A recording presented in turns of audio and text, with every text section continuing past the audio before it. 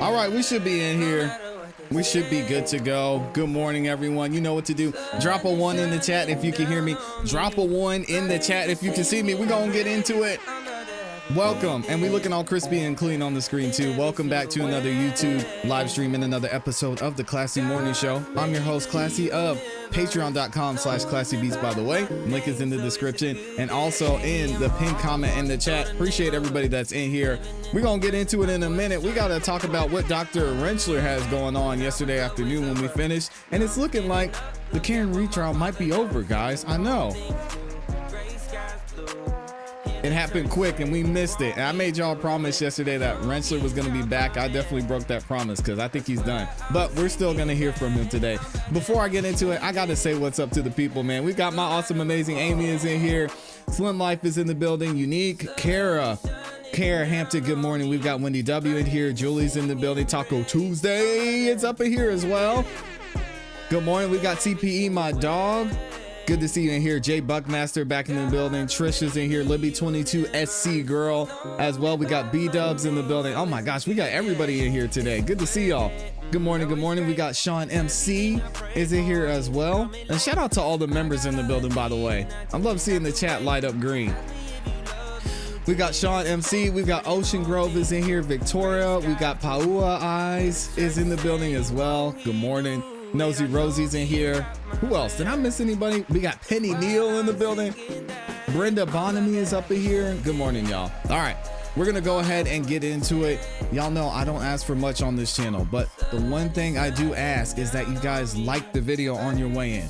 It's free. It helps the channel continue to grow. It lets the algorithm know you guys are having a great time here on the live stream, in the chat. It shares out this live stream. It shares out all the videos we have and the channel as well. So if y'all could take a second and do that, I would greatly appreciate it. And thank you to all 600 plus of you that have liked the video already. Oh my goodness. Appreciate y'all for the love. We're going to go ahead and get right into it. Got a little bit of a switch up that's going to happen today with court. We're done with testimony, as some of you may have heard. So we're going to go back to yesterday afternoon, finish the testimony or the cross-examination of Dr. Rentschler, and then we'll get into the court proceedings today. Should be jury instruction, and I don't think we're going to have closing arguments until tomorrow. So that's something to keep in mind.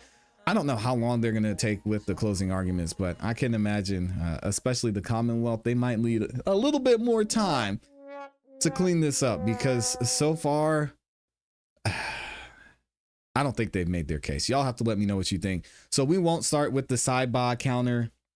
I honestly don't know if we'll need it because testimony is all done. So we should not need the sidebar counter. So this is going to be the last one, but we had 8 sidebars when we left off yesterday. And we'll have to see how many, if we have any more, going through the rest of this testimony. We've got Vintage Gallerias in here as well. Good to see you. Nosy Rosie says we will be doing a charging conference. Yep. So it won't be anything really exciting today. But we've got some other stuff we're going to cover too. I know many of you saw that the cash out trial started here in Fulton County. We've got another rapper who's looking like he might be in trouble with Fannie Willis. Well, he is in trouble with Fannie Willis. We're going to talk about that a little later. So y'all know we've always got stuff to cover here. Let me read a couple of super chats too. Thank you to everyone who goes the extra mile and sends in super chats. I will be reading those as we go throughout the show. First up, we got Les Cleaver, my guy in here. What does he say? With the 5-bomb, he says, Brennan concentrates on the dater, but he is ignoring the facts. God bless all of you. I love you. Be safe, be loved, stand strong. Amen. Thank you, sir. We've got Libby22 SC girl in the building with a 10-bomb. Oh my goodness. Says, just got a notice. Handsome and beautiful tax are due. I love y'all. And I love CEB for life. Thank you, Libby. I appreciate the support. And we've got Slim Life in here with a 10-bomb as well. Says, good morning, ClassE, Amy, and my amazing CEB family. I hope everyone has a blessed day. And remember that God is good all the time, and all the time God is good. Amen. Shout out to the best YouTube host. Y'all are too nice. Free Karen Reed. Let's get it. They got to get Karen Reed out of here, y'all. If Karen Reed isn't acquitted, I'm going to have some questions, because the Commonwealth, end of story, period, has the burden of proof. and they have not proven beyond a reasonable doubt that Karen Reed in any way had something to do with John O'Keefe's death. Period. They got a lot of work to do. We'll see what happens. CPE, my guy in here, just showing love with the 5 bomb. And then last but certainly not least, we've got Kara Hampton in here with the 10 bomb as well.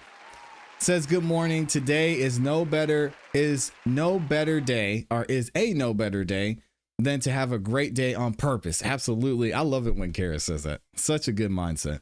Thank you, ClassE and Amy, for all you do on and off screen. I'm loving the family that has been created here. Best ever. And Kara, because of consistent and constant supporters like yourself, reminding us not only to have a great day on purpose, but being active in the community, active in the chat, you make this show great. So I appreciate every single one of y'all that consistently show up and give great insight in the chat, great comments, and you keep the conversation going. So I appreciate it. So thank y'all for the support. Dottie is in the building. Good morning to Amazing Grace. Always good to see you in here.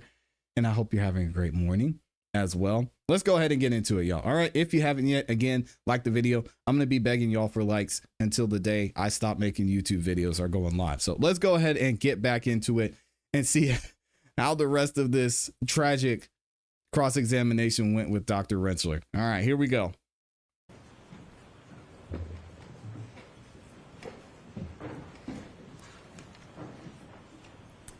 Could I have Exhibit 166, please? See if Hank can recover.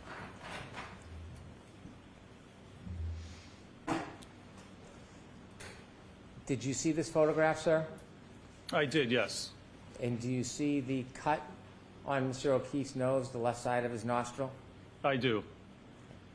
In your analysis of whether there was a collision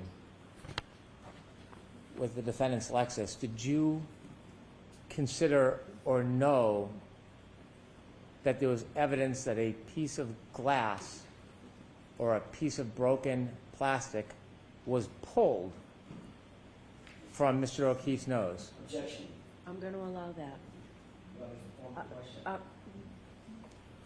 I'm going to allow that. Okay. So, hold on. Let's get an answer, Dr. Mitchell. Your objection's noted, Mr. Jackson. I was aware there was some piece of material allegedly pulled from the nose, yes. Allegedly pulled from the nose? Yes. Okay. And that alleged piece of material, were you aware that it was He's still going. perhaps a piece of glass or broken plastic? Objection. Are you aware of that? Your Honor, that's not the evidence. That is not the evidence. So, Class. hold on, Mr. Jackson. Mr. Brennan. I can do you have a reword quick- it. Is that in evidence? You're welcome. Are you aware of that object that was pulled from Mr. O'Keefe's nose? What material that was? I believe it was glass. Did you want to know in your assessment about collision where that came from? Well, I did evaluate that, and it's actually entirely inconsistent with coming from an impact with the vehicle. Can we have Exhibit 52A, please? He said, what you gonna do with that? Now what? Do you know what that is, Doctor? It's hard for me to see from here. I believe that's the drinking glass. A drinking glass. Do you Yeah. know where that is in relation to where Mr. O'Keefe was found? I believe it was found in the vicinity of where he was found. And could I have Exhibit 195, please?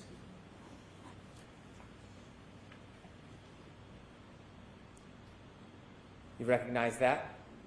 That is another photograph of the drinking glass, yes, sir. 197A, please.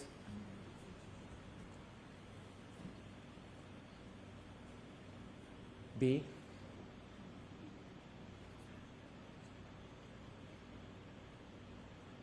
C. D. And in your assessment, did you know that a piece of glass that fit the broken drinking glass was found in the street area in front of 34 Fairview Road? Yes, sir. Okay. 98, please.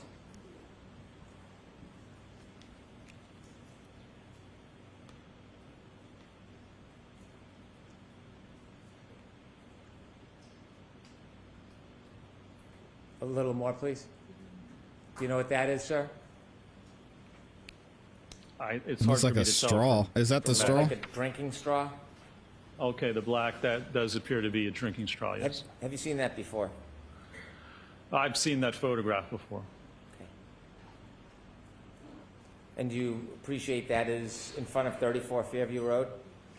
Yes, I believe that's correct. And sir, in your analysis, in your reconstruction analysis, did you consider the broken glass found near Mr. O'Keefe's body, the suggestion glass is found in his nose, and that glass that fit the broken glass was found on the street? Did you consider all those things in your reconstruction analysis? Well, my biomechanical analysis, I did consider especially the glass in the nose, yes, and whether that could have been as a result of the impact. A result of what? A result of the impact with the vehicle. When did you find out about the glass from Mr. O'Keefe's nose? When did you learn that? I don't recall specifically. But was it before you came and testified last time, or was it before this time? I honestly, I couldn't tell you. I know it was before this time. I don't know when I found out about it. Weeks ago, months ago? Could you turn the lights on, please? I have no idea, sir. You don't know if it was weeks or month ago? I don't remember with that specific don't recall. piece of Moving evidence on. when I found out about it. Next What do you mean you question. don't remember it? Have you seen it before? While I evaluated certainly for my report for this case, I don't know if I had known about it prior to that. Is it mentioned anywhere in your report about the piece of glass in Mr. O'Keefe's nose? No, it's not. When you received that information, did someone tell you about it? Did you listen? Did you watch? How did you evaluate this evidence?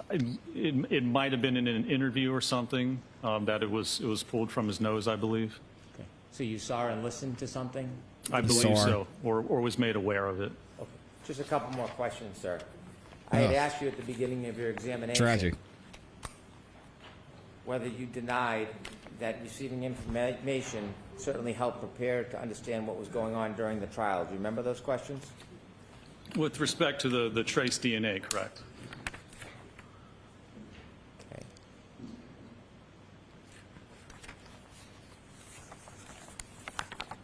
May I approach?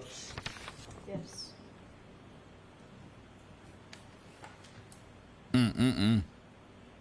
April 20th, 2025 hearing. Page 124, line 16.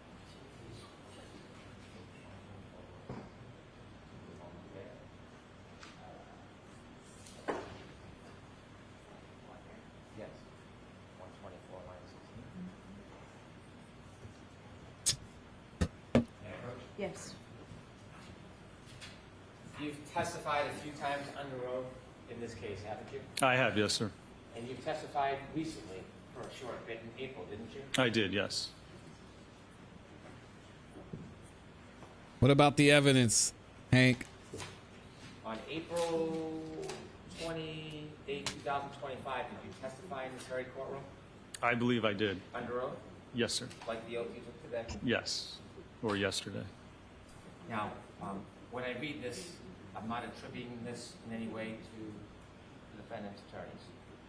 I'm going to read you this just for clarity. You were asked, did they inform you about witness testimony? And what did you say, sir?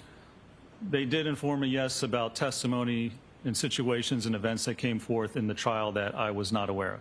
Those are your words? Yes, sir. Oh, well, that's it then, guys. 5, line 7. That means Karen Reed hit John O'Keefe.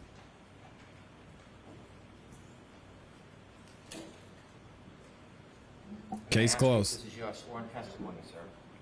On page 125, line 7, I'll read the question, and if this is your answer, you should read the answer. Were you asked, and by calling and raising issues and telling you information, even if you weren't requesting it, it helped prepare you for your trial testimony, didn't it? What did you swear? I said it certainly helped prepare me to understand what was going on during the trial, yes. Oh, well. That's it.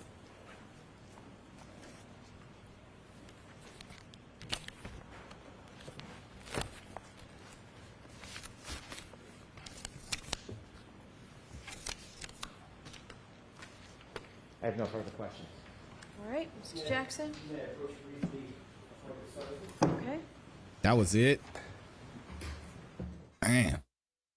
So then we had another sidebar. Y'all see it.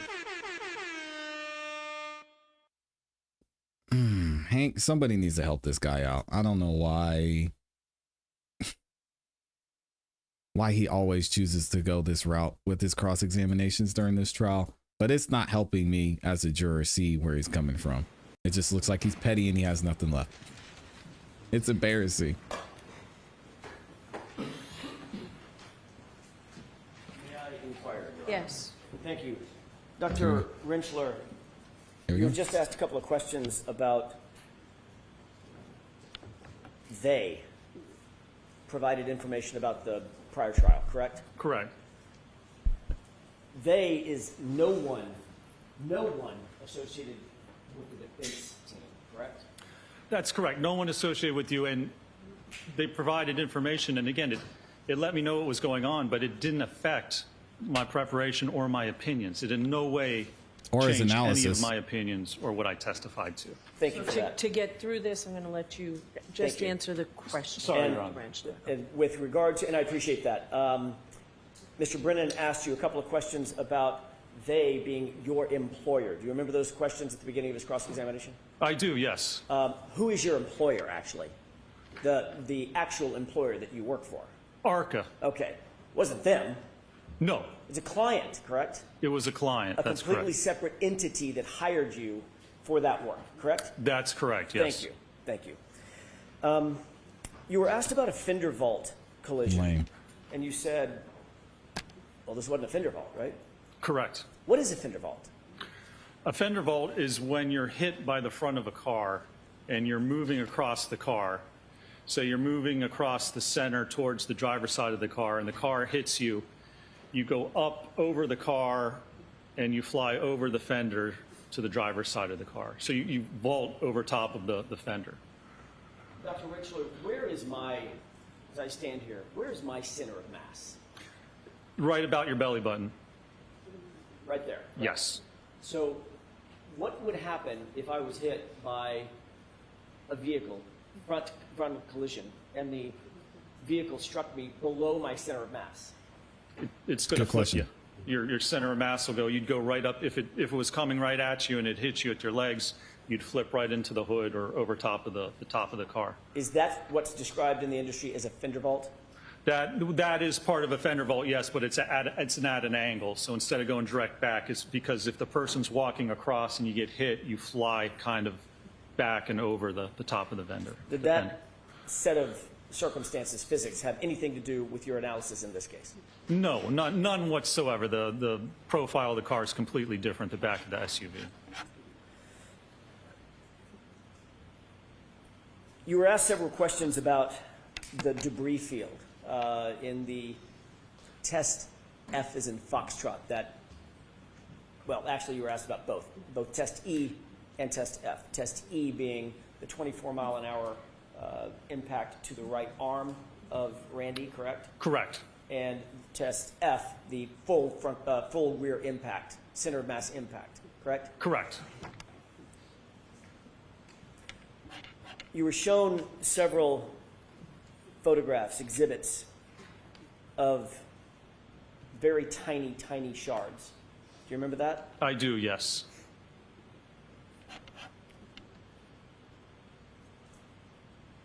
I'll get to that in a second. You were also shown some photographs of pieces of plastic that were claimed to have been found at 34 Fairview. Clear plastic, piece of red plastic, correct? That's correct, yes. In your review of all the data in this case, It's Dater. It's do pronounced you know Dater. when those pieces of plastic got to 34 Fairview? I do not. No. Do you know how those pieces of plastic got to 34 Fairview? I do not, no. Do you know who put those pieces of plastic at 34 Fairview? I do not. Were you aware in your review of the police reports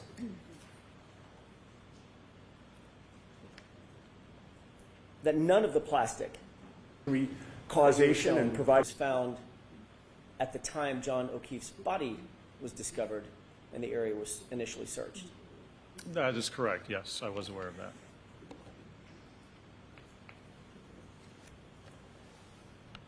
You indicated that the cut on Mr. O'Keefe's nose, the right side of his nose, was inconsistent with coming from a vehicle, correct?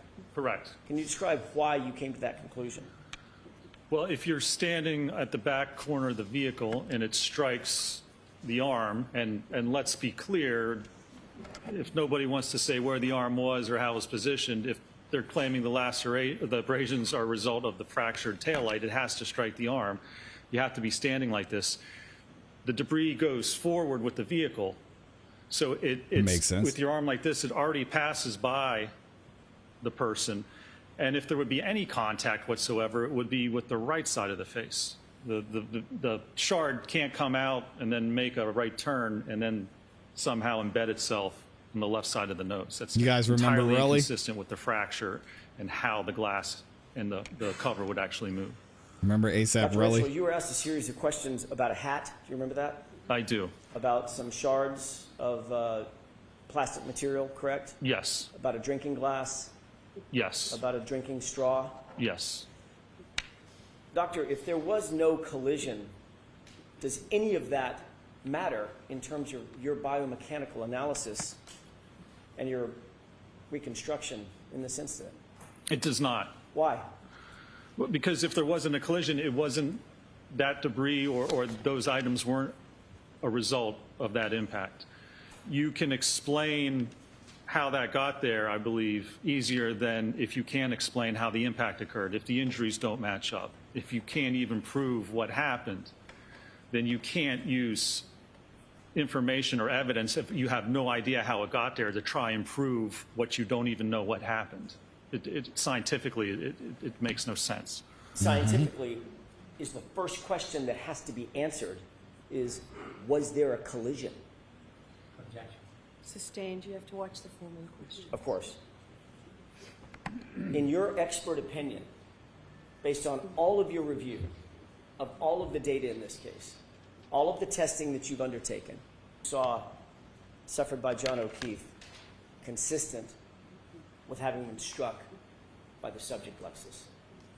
No, they are not. Do you hold that opinion to a reasonable degree of scientific certainty? I do. Thank you, Doctor. There it is.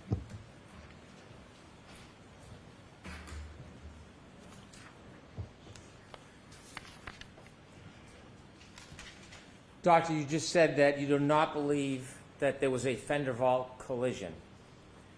Could it have been a clip? Could it have clipped Mr. O'Keefe? Yes. Not hit him, but clipped him. Well, I don't believe that's consistent with the evidence and what occurred. I mean, someone can get clipped by a car, sure, but in this case, no, I don't believe the evidence indicates that's what occurred. He said The no. glass. When You're asking the you wrong one, my guy. learned of the information of the glass in Mr. O'Keefe's nose, when do you think it was that that glass was pulled from his nose? What date? I think it was the morning when his body was discovered. January 29, 2022? Yes, sir. Somewhere around 6:15 a.m., is that your understanding? Sometime when his body was discovered, that's correct. Do you know or understand that, did you see any evidence that Mr. O'Keefe had a drinking glass outside of 34 Fairview Road that morning after he got out of the defendant's Lexus? Do you understand that? What do you mean evidence? Drinking glass. Did you hear anything about that in your review about? What evidence would there be? Is there a video or a photograph, you mean, of him holding a drinking glass? Because otherwise there's a drinking glass there, but there's no evidence that he had it.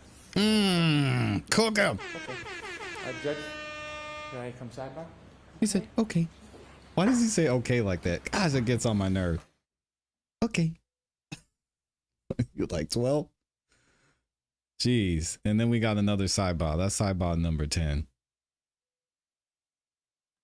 Let's go ahead and get him back into this beating. I don't know why, Hank. Just let it go, man. This guy's got your number.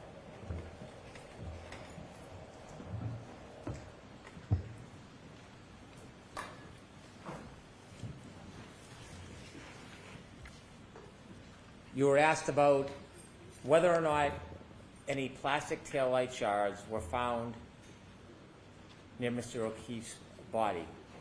Do you know the limits of the search that the Canton Police Department did around Mr. O'Keefe's body? How small of an area they searched when they first went there? I do not know, sir. Did you ever see a video of somebody with a leaf blower blowing snow off the ground? I did see that, yes. And did you see the confined area in which that happened? Well, I mean, I saw the area where he was blowing with the leaf blower. Have you seen any information or evidence whatsoever that the pieces of taillight that were found after that search, have you seen any evidence that they were found in that exact area, or were they found in different areas on the lot? I'd have to go back and look. I don't recall specifically. And so when there was a snow blower or a leaf blower search in that area, there would not be a piece of plastic taillight to find if it was never there, would there be? If it wasn't there, you wouldn't find it? Is that what you're saying? That's what I'm saying. Sure. Okay. Did you notice in the injuries to Mr. O'Keefe, most of them are on the right side of his body? Well, we have the abrasions and then a half-centimeter abrasion, and then we have the laceration and scuff on the left side, and then the skull fracture. It's a little bit to the right, but it's mainly on the back of the head. And the bruise on his knee? That's the half-centimeter. It's not a bruise. It's a half-centimeter abrasion, about an eighth of an inch. When you're conducting an investigation or you're doing your analysis and you keep saying the physics and the physics, do you add a little bit of common sense in the equation when you're considering the evidence? Well, you can sit back or step back and look at whether what someone's claiming makes sense in the bigger picture. So when you have common sense and you look at the big picture, it's not just physics. It's considering all of the evidence, right? Well, it depends what you're looking at. To certain parts of it, the biomechanical analysis, you look at the physics. It tells you what it is. I mean, if you don't like it and you don't think it fits, well, sorry, it is what it is. That's the science. Yeah, so you got to make it make step sense. back. I mean, you can look at it the bigger picture if things make sense. You know, if somebody was standing on the side of the road with their arm like this while an SUV backed up at them and they didn't flinch or they didn't put their arm up, that's kind of the smell test bigger picture that doesn't make sense. But the physics, you can't deny it. You have to accept what science tells you. You can't deny it. That's the line you were laughing about in the documentary as one of your answers that you were all celebrating.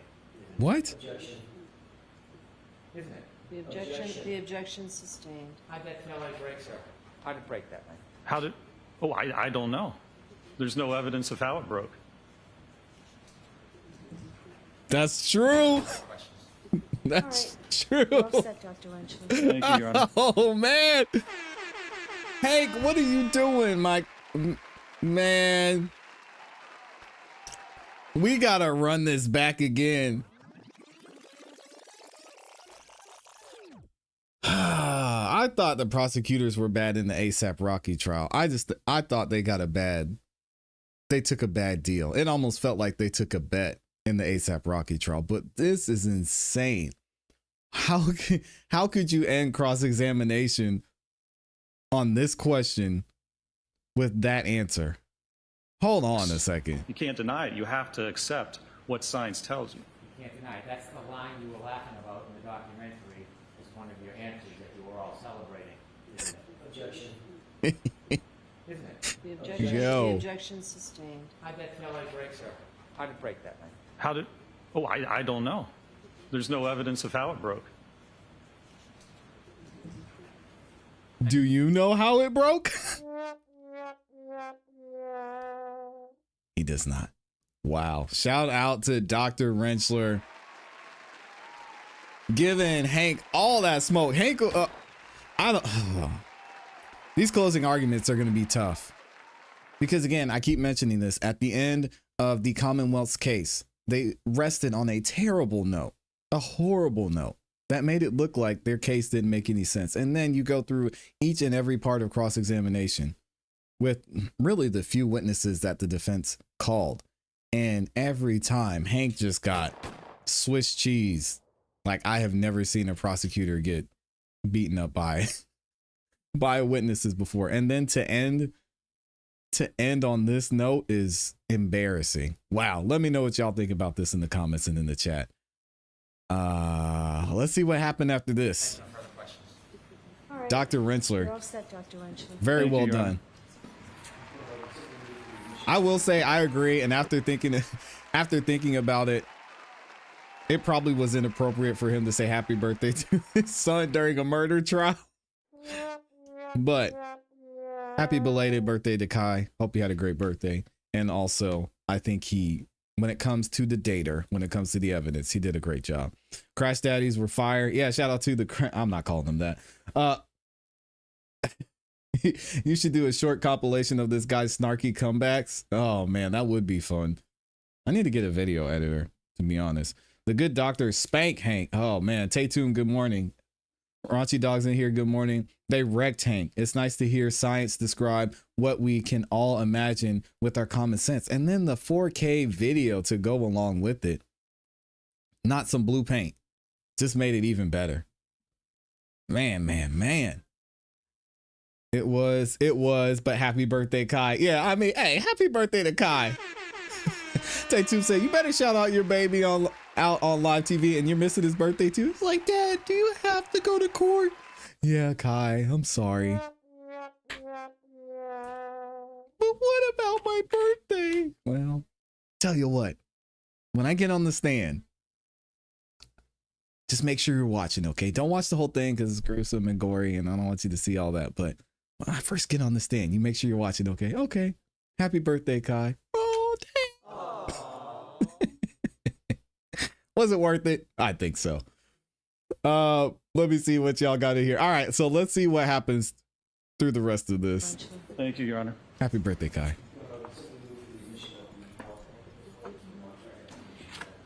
Is there an objection? So, subject to us discussing it. Mr. Jackson? Mr. Jackson?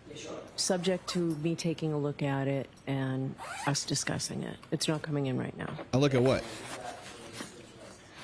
Okay. Judge Bev looks exhausted.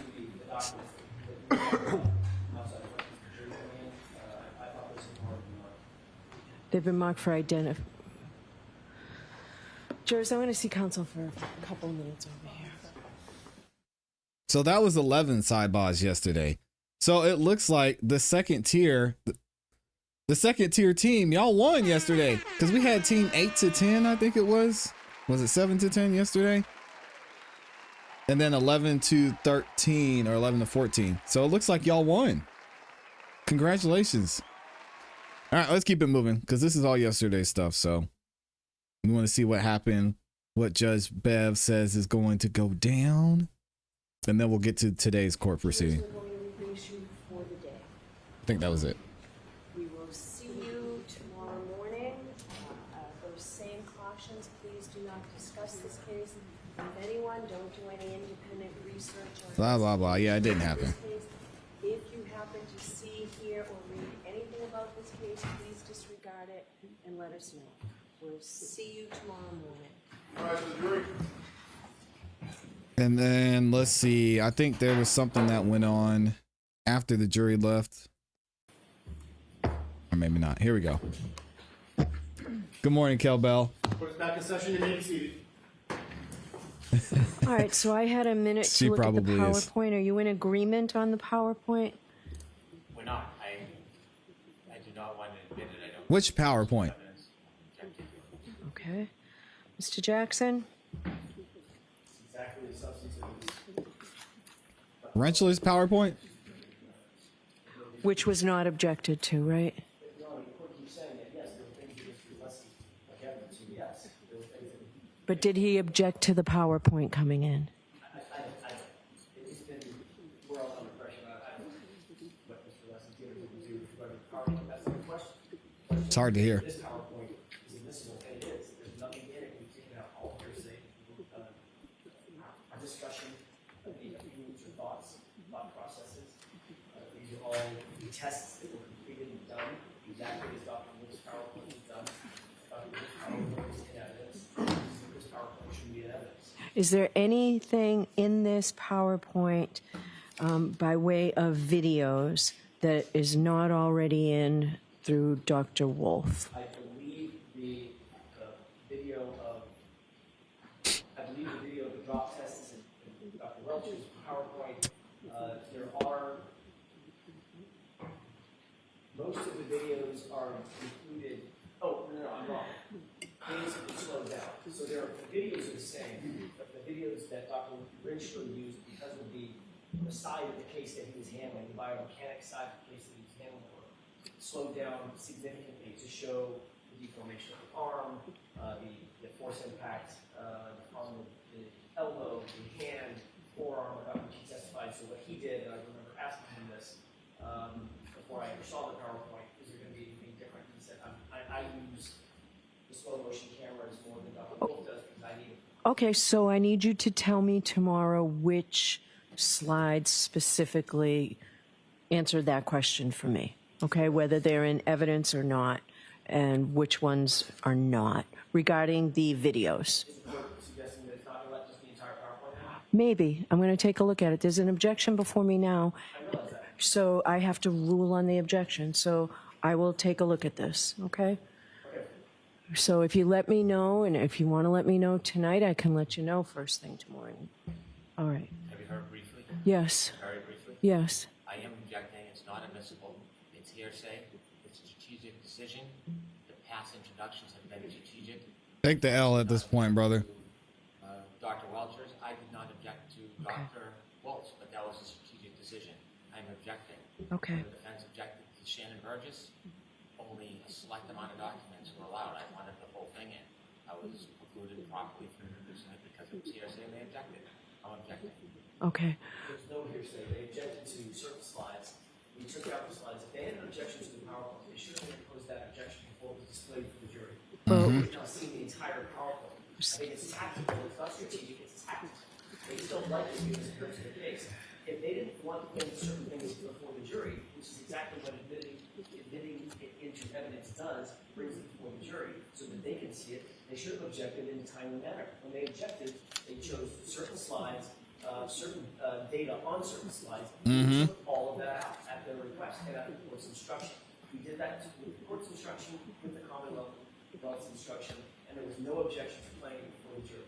Given the fact that it's been displayed not in part. It doesn't make sense. Now, system for the jury, system for the court, for quadruple K for identification, it should be admitted. Yeah, I don't understand. And Kel Bell's in here. How they could display something to the jury during direct and then not have it in as evidence. It's strange. And if the Commonwealth didn't want it used at all, then they should have objected to using it in the first place, which seems like to me, how now are we having a conversation? Well, we don't want it shown to the jury. We don't want them to have access to it.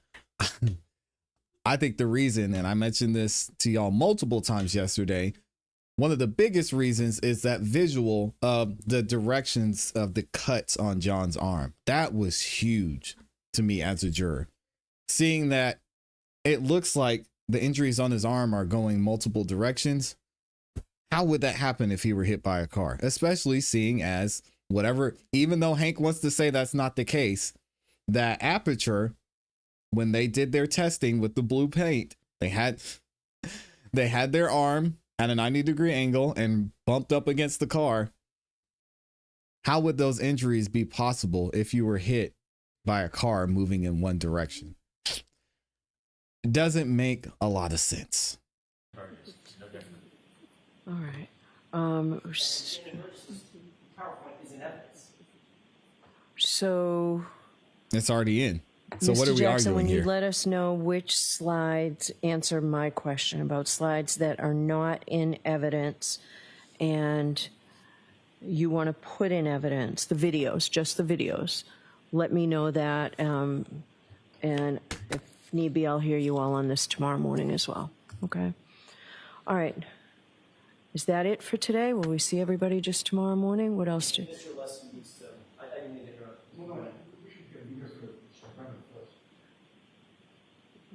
After the defendant rests, we will not be calling any witnesses, putting on any further evidence. Okay. All right. Your Honor, it's late in the day. They're We'd like folding. to renew our motion to require finding of not guilty after disclose of all evidence. It won't be a lengthy argument, but I'm happy to be heard on that in the morning if the court prefers when we got tomorrow morning. Okay. Dang. Is that all we have left now? He said no I more have witnesses. no idea we what give Mr. up. Leslie wants to talk about, but would it, I'd like to respond to that, Your Honor, and the answer is, given Mr. Brennan's answer with no more witnesses, my issue is moved.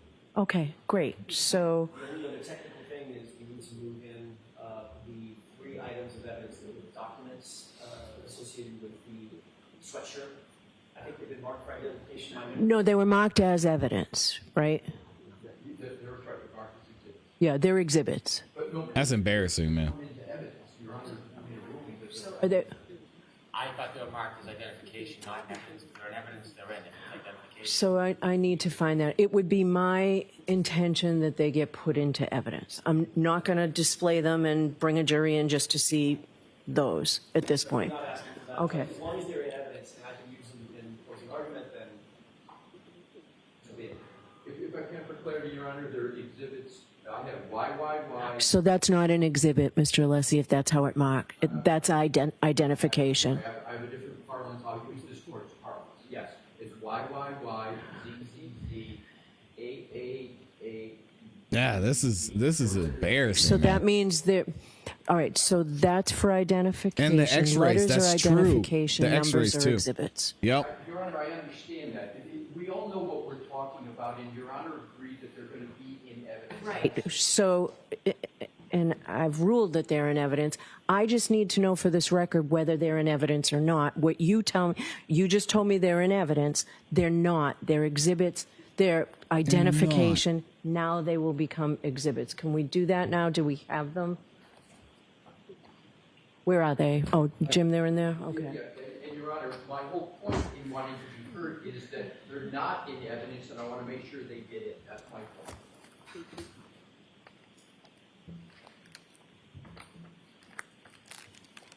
Brennan and Bev are over there What thinking. number are we at, Madam Court Reporter?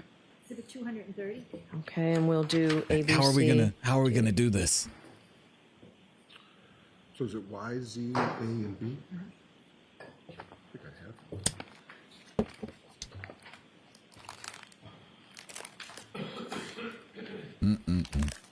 I don't think I have those. Counsel, I'm not sure I have those. Yeah, you think the jury's gonna All right, remember so that, Holly? we will make I don't know so if they as will. of now they're in evidence. Tomorrow we need to physically put the sticker on those. Can I just take the numbers before we wait in Yes. 230A, I'm sorry, say that one more time. 230A through C.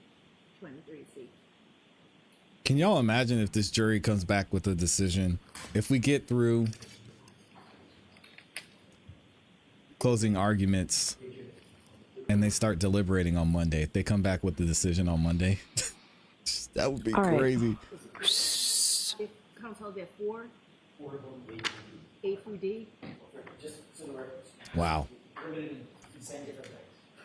They were marked for identification as triple Y, triple Z, quadruple A, and quadruple B. Okay. And all I need to do for my records is figure out which one is which in terms of the whole court's marking. So as you do that, I'm good and I'll get out of here. We will do that first thing tomorrow morning. That's fine. All right.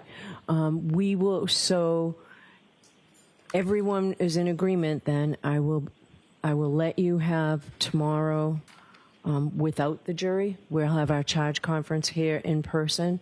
Then I'll give you the rest of the day to get your closing arguments ready. I'm imagining that you don't want to argue tomorrow morning at 9 o'clock. Is that fair? That's fair. Mr. Brennan, are you in agreement? I'm in agreement. I'm not interested in arguing tomorrow. Okay. All right. So we'll give you tomorrow. We'll have a charge Sounds conference defeated. tomorrow. I'm going to ask the court officers to call the jurors tonight as soon as possible. This is great that you did it. I was going to give you until 7 o'clock tonight, but if you're certain, then the court officers will call the jurors now and let them know they don't have to come in tomorrow. And then when they come in Friday morning at 9 o'clock, we'll do arguments and charge. Tomorrow morning will be the charge conference. Since we don't have jurors, do you all want to come in at 10 o'clock instead of 9 o'clock? That would be great. Does that work for the Commonwealth as well? Yes. Okay. So I'll see everybody tomorrow morning at 10 I wonder for the how long charge they'll have conference. for Do you have closing. them now, Jim? I do, Judge. And just for the record, YYY, ZZZ, AAAA, and BBBB are 223A through D. If you want to look. In the same corresponding order. So you know what they are, Mr. Jackson, in order. Okay? 223. 223. Thank you. My only other question, Your Honor, was regarding the parameters of closing argument. Last year, we were relegated to 1 hour. I would ask 1 hour and a half. I think here's the thing, and shout out to Kel Bell, the honorable attorney Kel Bell in the building says, I'm so scared about a potentially corrupt jury. I hope the defense makes it clear that if they question whether the prosecution or defense's theory is correct, that means there's reasonable doubt. I mean, it's really two things for me. And the two things are, was John O'Keefe hit and how did he die? First of all, there is no one in this trial that has proven and shown that John O'Keefe was hit beyond a reasonable doubt. That alone, to me, says, let Karen Reed walk. Again, I'm looking at this as a juror, how I'm going to be analyzing this. The second thing is, we heard from 1, 2, 3, 4, 5 different medical experts that said, hey, I don't see anything that says this guy was hit by a vehicle. Also, this guy did not die from being hit by a vehicle. That's not how he died. We got one doctor that says it was hypothermia. We got another doctor that says it was blunt force trauma and brain swelling. Those 2 points alone, I can't see there being a guilty verdict. We've got the eyewitness testimony, or the lack thereof, people saying, we didn't see John was there. Karen called us and we found him lying in the snow. Nobody saw what happened. The investigator, who was it, Gallagher, who had an opportunity to find out what happened, decided not to look at ring camera footage from the person across the street. They didn't investigate the house. And now we've got this BS blue paint reconstruction and a corrupt police officer who is now fired, riding around with evidence. I mean, guys. Kel Bell, I don't think Alan Jackson should worry. I don't think Bob Alessi should worry. I don't think Miss Little should worry. I don't think Attorney Yannetti should worry. I don't think Karen Reed should worry. You should not worry. I do not think, and I'll make my official decision after we hear closing arguments, or my official prediction after we hear closing arguments. I do not think there is a way a jury can convict this woman. This case was a mess from start to finish. From Proctor, who didn't even take the stand, from all the people who didn't like Karen, and that was made clear, to the guy that had a relationship with her and seemingly had beef with John O'Keefe and was doing some shady things. And you have eyewitness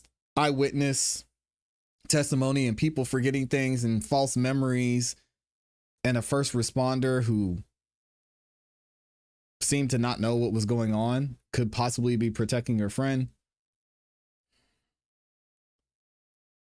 If there's somebody, if there is a plan, or there is a inside of this jury room, the worst case scenario is a hung jury, which would be annoying, I'm sure, to Karen Reed. But man, this case is garbage. Absolutely garbage.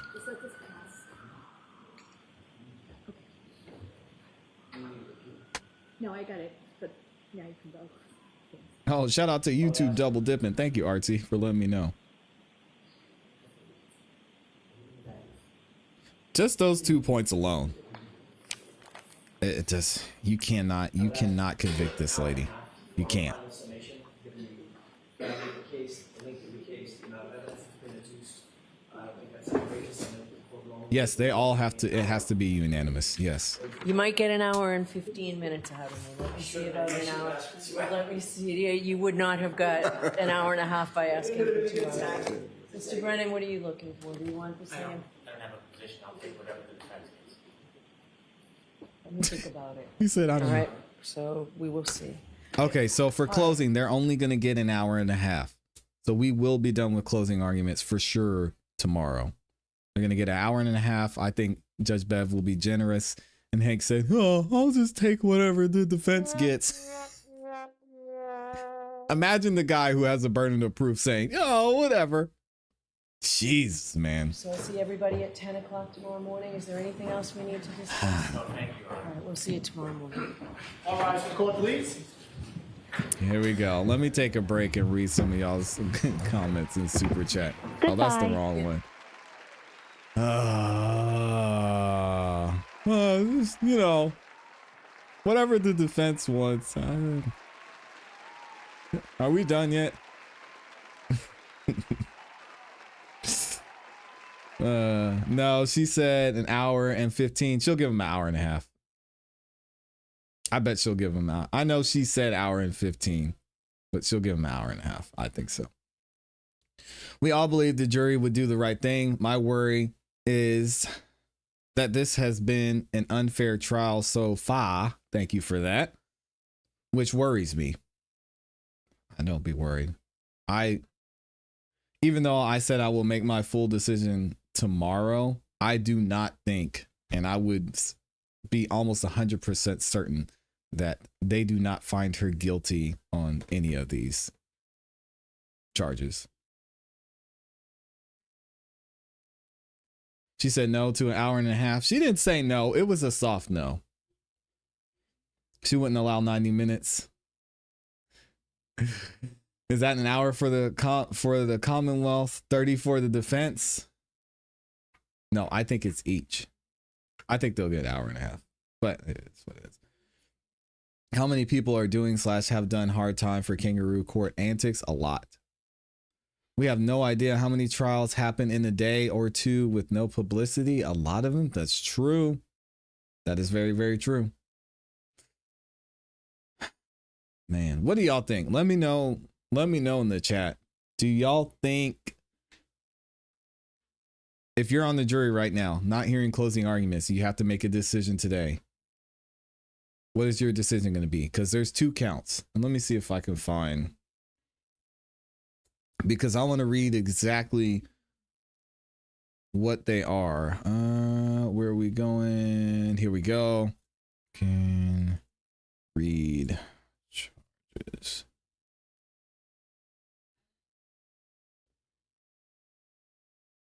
Let me see.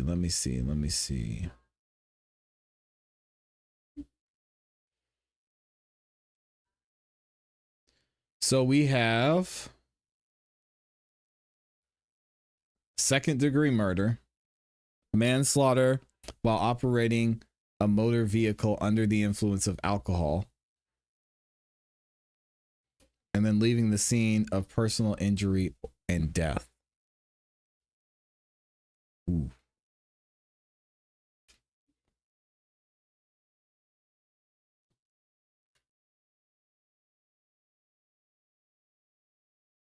Is that?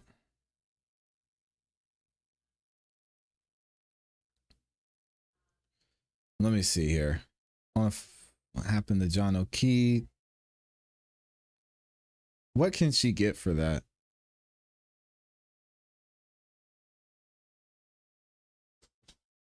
What can she get for the leaving the scene?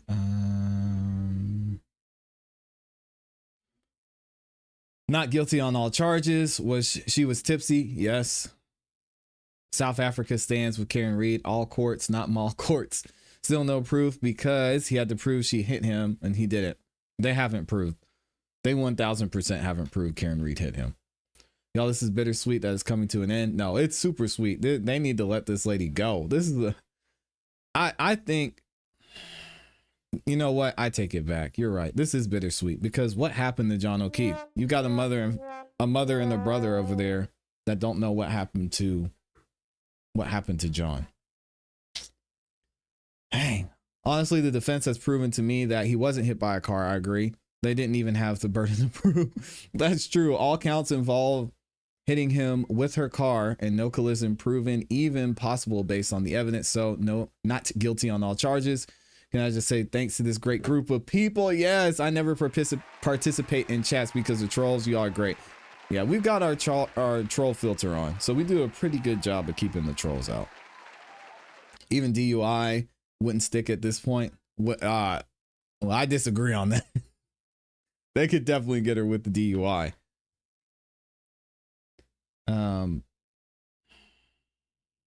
If you look for a new case to cover in the future, please look into the New Mexico DUI scandal. So many involved. Okay. Leaving the scene of personal injury or death. What can you get for the third count? Is that really one of the counts? Because that's the first one I'm hearing. So I've been hearing about second-degree murder and manslaughter. No way she's found guilty of those. But leaving the scene of personal injury resulting in death, that's an interesting one. It's a felony conviction that carries a mandatory minimum of 1 year in state prison and a maximum of up to 10 years imprisonment. Fines range from $1,000 to $5,000. Driver's license is suspended for at least 3 years and up to indefinite or 10 years for subsequent offenses. There's only one there. The minimum 1 year sentence cannot be reduced, suspended, or served on probation. It's mandatory. To secure a conviction, prosecutors must prove she knowingly caused a collision that resulted in death. Oh, well. Never mind. She failed to stop and provide her information, and she fled to evade prosecution or apprehension. Okay, yeah, that's it. She knowingly caused a collision that resulted in death. Yeah, she can't. No. Nope. The way that's phrased, leaving the scene of personal injury and death is super confusing. I don't know why they would put it that way. I thought Dr. Rentschler was not finished with his testimony. Yeah, he's all done, Julie. He's all done. Leaving the scene of an accident will still involve her hitting him with the car. It wasn't proven, so yeah. Let's go ahead and get into today's court proceedings. Maybe we'll get a little bit of hear ye. No, maybe. Probably not. Was now open, you may be seated. Please. For the record before the court is Commonwealth versus Karen Reed, 22 CR 117. The parties are present. The jury is not present. The matter is on for trial. If the parties could please identify themselves for the record. Good morning, Ms. McLaughlin. Good morning, Mr. Lally. Good morning, Your Honor. Hank Brennan for the Commonwealth. Good morning, Mr. Brennan. Morning, Your Honor. Robert Alessi from Ms. Reed. Good morning, Mr. Alessi. Good morning, Your Honor. David Yannetti for Karen Reed. Good morning, Mr. Yannetti, and good morning, Ms. Reed. All right, so Mr. Yannetti and Mr. Alessi, you're standing in also for Mr. Jackson and Ms. Little? We are. Okay. All right, so first thing we left off yesterday was whether KKKK for identification, chill the with that. PowerPoint Dang. of Dr. Rentschler would be entered into evidence. It will not be based on the objection, so it is excluded from evidence. So it's marked still for identification, and so the jury's your not going to rights get are it. saved on that. Wow. So we're ready to go forward with the charge conference? Yes, Your Honor. I guess I have a question first as to whether the court would like to entertain the argument on the motion for the party finding not guilty of all the evidence. So, no, we can do that now. So now that my ruling is on this, evidence is closed. Evidence is closed as it was yesterday. So go ahead on your required finding argument. Sure.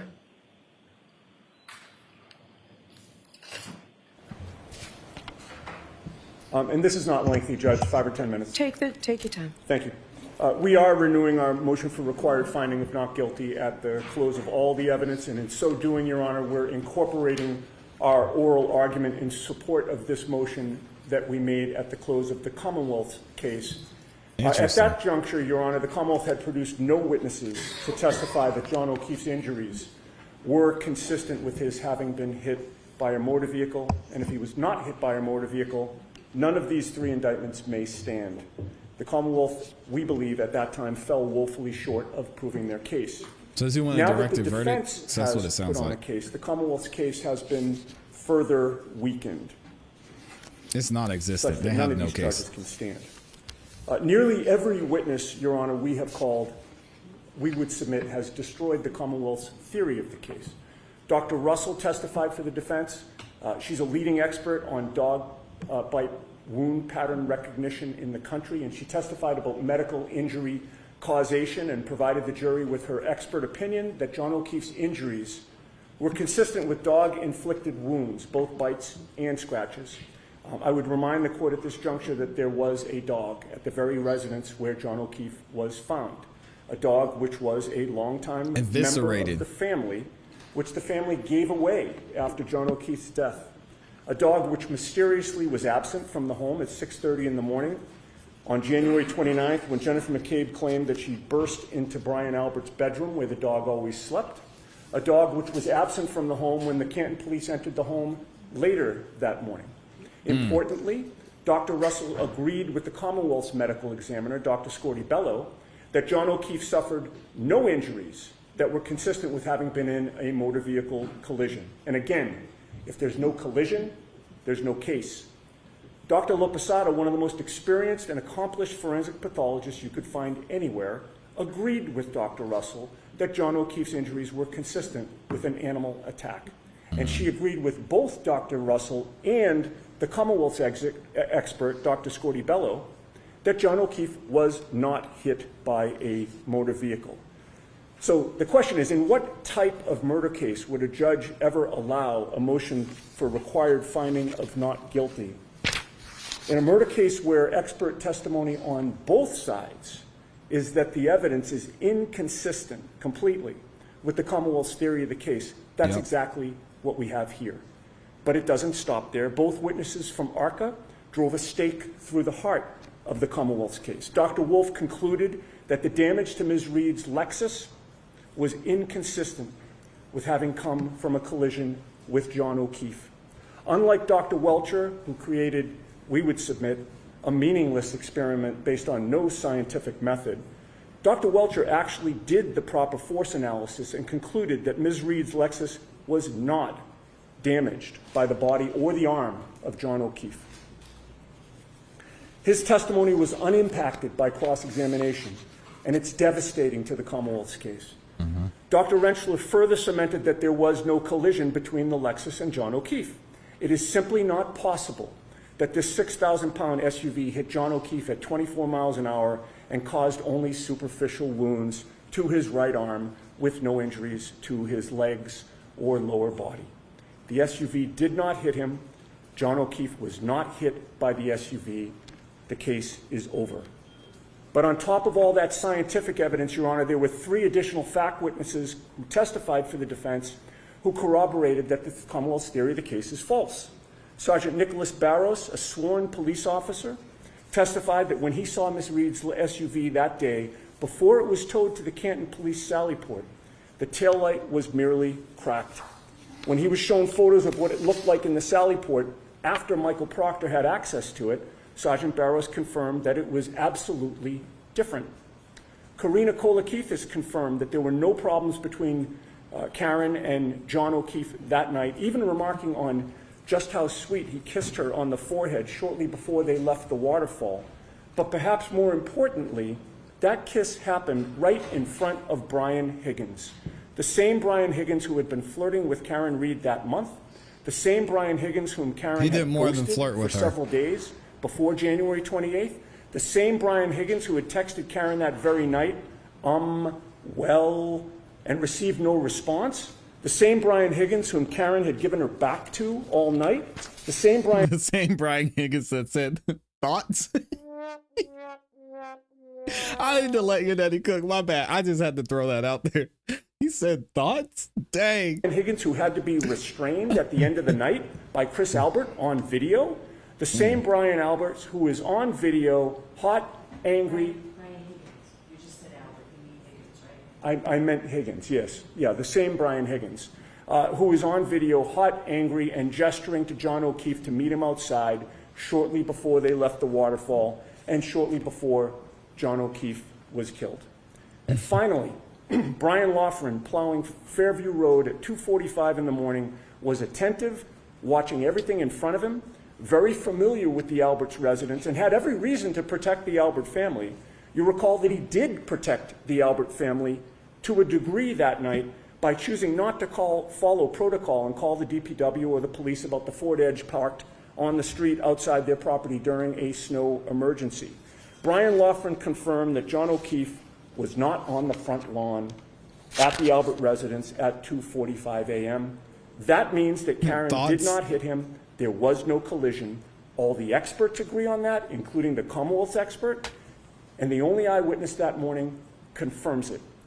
Taking the evidence in the light most favorable to the Commonwealth at this juncture, with their evidence weakened by an airtight defense to these charges, these indictments cannot stand, and we urge this court to enter required findings of not guilty on all three indictments.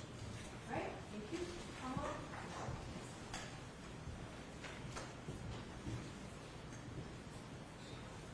Oh, I can't wait to hear this. They told Hank he needs to sit down. Thank you, Your Honor. Commonwealth requests that the defendant's motion for required finding not guilty at this juncture, as it was at the close of the Commonwealth's case, be denied. The state of the evidence is not dramatically changed since the Commonwealth rested its case in chief.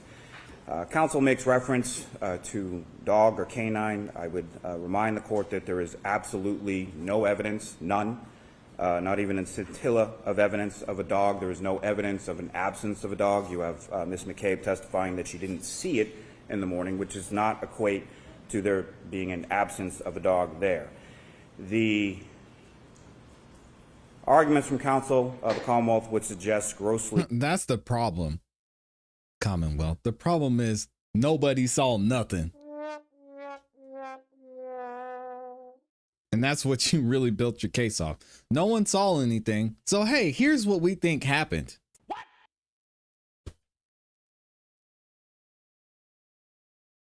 Come on, man. Come on. Since the Commonwealth rested its case in chief, counsel makes reference to dog or canine. I would remind the court that there is absolutely no evidence, none, not even a scintilla of evidence of a dog. There is no evidence of an absence of a dog. You have Ms. McCabe testifying that she didn't see it in the morning, which does not equate to there being an absence of a dog there. What does it equate to? Arguments from counsel of the Commonwealth would suggest grossly exaggerates the strength of the defense witnesses in their case. The bias and advocacy exhibited by those witnesses from that witness stand do not amount to credible witness testimony that undermine the Commonwealth's case in any way, shape, or form. A couple of specific examples. When it came to Officer Barros, his testimony was also that the cruiser camera footage from 8:22 in the morning at the driveway at One Meadows Ave, he indicated the damage to the taillight was consistent with the damage that he observed in the driveway at the defendant's parents' home, which was then consistent from the video or the photographs in Sallyport. It's also consistent with 5:07 a.m. at One Meadows Ave on the still frame shots from that ring camera video. Essentially, the Commonwealth would submit that the defense witnesses all conflict with each other. You have a couple witnesses testifying about dog or animal bites. Then you have the ARCA witnesses testifying about superficial abrasions. You have Dr. La Posada talking about the drop in body temperature, which conflicts with Mr. Loughran's testimony as far as his confusion, as far as the hours of when he sees or claims to have driven by there and not seen a body. This is the same witness who is, I would submit, very confused on times, and then also backed into a basketball hoop during the course of his plow duties on that particular early morning as well. And as the court could see from the cruiser camera video, drove by the scene countless times, essentially rubbernecking it as he's going past doing his duties. Your Honor, what the Commonwealth would submit is that his case was more than sufficiently strong at the close of the evidence in his case in chief. There has been nothing presented in the defendant's case to diminish, particularly to the standards in the light most favorable to the Commonwealth, and request that the defendant's motion be denied. So, Mr. Yannetti, you know I have to view this in the light most favorable.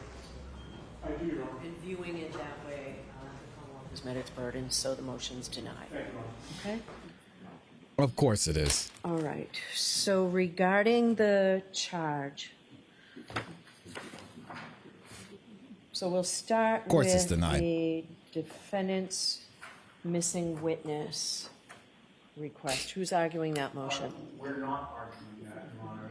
And I apologize, but we made the decision last night to withdraw 2 of our requested instructions, which would shorten things today, I think. Oh, okay. So everything on this is done, right? The defendant's motion to present a missing witness argument and request for instruction. You're withdrawing that? With regard to the absent witness instruction, we're withdrawing that request. Okay.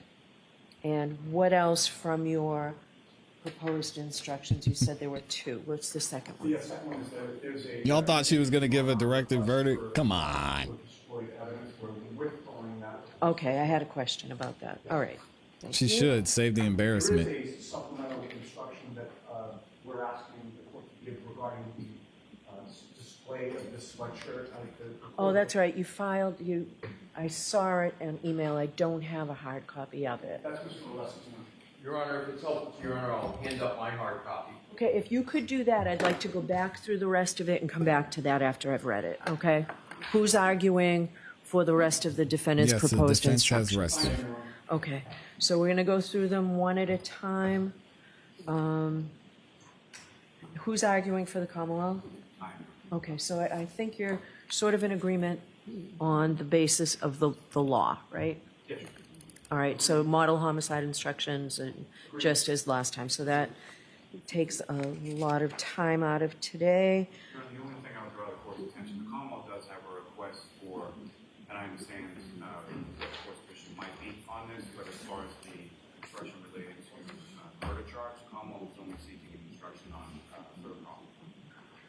All right, so we will deal with that.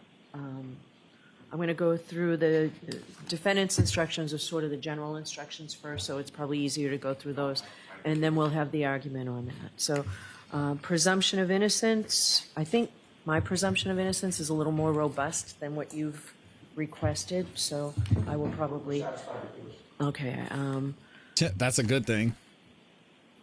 And I will give some version. I know that there was a lot of attention paid and some appellate decisions on the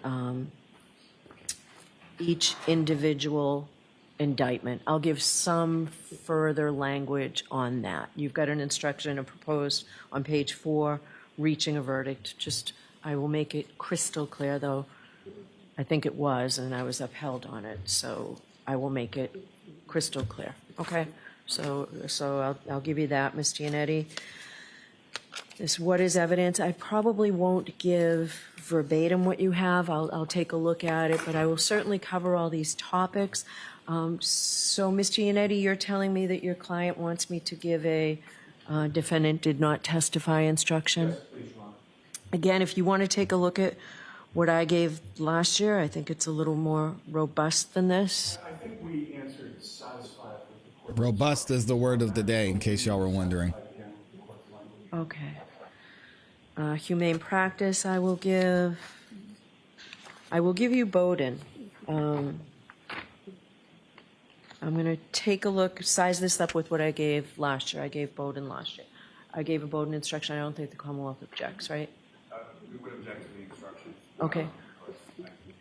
Go ahead. Do you want to make an argument? Just briefly, Your Honor, when it comes to the Bowden, and I would incorporate, and I know there's no request for instruction for third-party culprit, but the Commonwealth would be making a similar request that counsel be prohibited from making a third-party culprit or Bowden argument. Or Bowden? Or Bowden? You don't think the defense should be allowed to make a Bowden to argue Bowden? So I would submit, Your Honor, that the entirety of any testimony or evidence related to either Bowden or third-party culprit in this trial has come from questions from the defense counsel, not from actual evidence in the case, not from testimony from witnesses to the stand, exhibits that have been put into evidence, or anything of the like. So in the instruction and the arguments are based or predicated in the case law on evidence. Not, and obviously, as the court is well aware, there's a specific instruction that no matter how powerful they are, questions to counsel are not evidence. So Good morning. Commonwealth would submit is if the court looks at what is actually in evidence in this case, there is no basis whatsoever for not only a Bowden or third-party culprit instruction, but specifically for even counsel to make that argument during the course of the closing. And I understand Can you guys hear okay? a little bit more loose as far as the court certainly. So I'm going to ask Ms. Giannetti to explain to me. All right, so I disagree with you on Bowden, but I'll take a closer look at it. Ms. Giannetti, what is the Bowden evidence that warrants an instruction? I think it's multifaceted, Your Honor. The police did not secure the crime scene properly. They used inadequate materials to pack the evidence. Chain of custody was contaminated and corrupted. There was evidence of the bias, the lead investigator, failure to pursue other suspects, specifically telling his friends that the homeowner was sacrosanct because he's a Boston cop too. There was just a focus on Ms. Reed to the exclusion of everybody else. It was not an open-ended investigation. From day one, it was focused on one person and one person only. And just responding briefly to Mr. Lowry's comments about how he didn't introduce affirmative evidence of the proper way to do an investigation. We tried, Your Honor, we made a motion. Y'all need me to turn it up? Okay. Reconsideration of the court's ruling that might I'll fix that. It's just when Bev comes in, it's going to be loud. in an investigation. So to say that we didn't introduce that evidence when we tried to do it when we were prohibited. I think what Mr. Lally was saying that you Should be asked better now. questions but weren't given answers, and so I think that's what was said. I'm going to Mr. Yannetti, I'm going to allow you to argue Bowden, and I am going to give an instruction. So third-party culprit's an entirely different animal here. I know, but tell me, are you going to argue it? Is the defense going to argue that Brian Higgins did this? No, we're going to argue that the police failed to investigate whether Brian Higgins did it. Okay, so just so that it's clear, you all know, I believe, third-party culprit separately is a lot different than third-party culprit as it goes to Bowden. I ruled pre-trial that there could be no attempt at introducing third-party culprit evidence regarding Colin Albert. So that was separate. But I did say that I would give you the opportunity to try and develop testimony regarding Brian Higgins and Brian Albert as third-party culprits. That threshold that you need to make to do that, to argue them as three-party culprits, has not been made by the defense. So you cannot argue that either Brian Higgins or Brian Albert committed or had the motive and all of that. Not third-party culprit, pure third-party culprit. You understand that? It sounds like you're telling me you don't intend to do that. We understand the distinction, Your Honor, and we're strictly going with a Bowden defense. Okay, so you can get into third-party culprit with Brian Higgins, that the police were aware of whatever you're going to argue and failed to act on it. But it's strictly for that purpose, okay? That's crystal clear, Judge. Okay. And that's really what I was seeking, just clarification based on Yeah. So Ms. Giannetti, and of course I take him at his word, tells me that they're not going to do pure third-party culprit. Okay, that's great. That makes that easier. So I will give. Sure, go ahead. While we're on page 8, I just wanted to, Commonwealth does have an objection to the D2 instruction that's at the top of page 8. Yeah, I have a check mark next to that. Ms. Giannetti, tell me about this, the absence of a recording. Are you saying that the police should have recorded Ms. Reed at her parents' house? Right. So, obviously it's not the That's strongest. a good point. The argument that we would have did not occur at a police station, but, these days, Your Honor, it's common knowledge that everybody has access to a recorder, even on their own cell phone. It could have been done. It wasn't done. We had to rely on police memory of what my client said or didn't say when there was a possibility for a recording. So we still think we're entitled to the. Do you think it was custodial interrogation? Or I guess I should say, do you think the evidence supports? I think there's an argument that it was a custodial interrogation. We had police officers who, refused to sit down in the living room. They were surrounding her. Someone who was not familiar with. Very odd. Y'all give me 1 second. At all. So yes, I think there's an argument that it could be considered custodial. All right, what do you say about all this, Mr. Hill? And I would also add, Your Honor, Sure. they did seize her vehicle at around the same time. So, that it goes to, I think, the issue of custody and my client being able to deny it. All right. What do you say? That's the very nature of the objection, Your Honor, is the non-custodial nature of this. So the trooper spoke to Ms. Reed at her parents' house, as they did with a number of different witnesses on that day as well, throughout the course of that day. They spoke to her while she was seated on the couch in her parents' living room. The parents were present. No one was restricted from being. And it did not end in any sort of custodial situation. She was taken into custody. She wasn't arrested.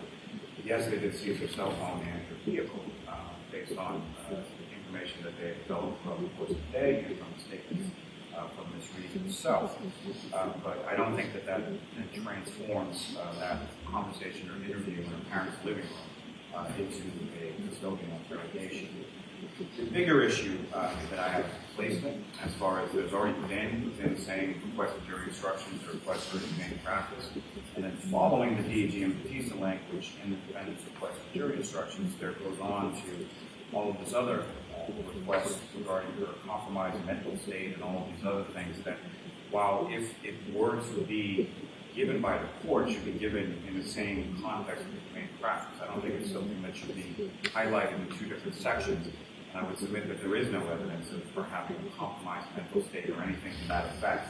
She exercised her judgment as far as when she was speaking with Sergeant Lieutenant and having testimony from the stand, that initially she said she wanted to be fine with answering questions, but didn't want to get into any details. And then when the questions became centered on, or more centered on details, at that point, and I know that's not evidence before the jury, but as the court is well aware, she then ended the questioning at that point. So I don't think there's any evidence of her having a compromised mental state during the course of this interview, and I don't think that arises to the level of the instruction. So I would ask basically that everything on page 8 prior to the voting instruction be excised.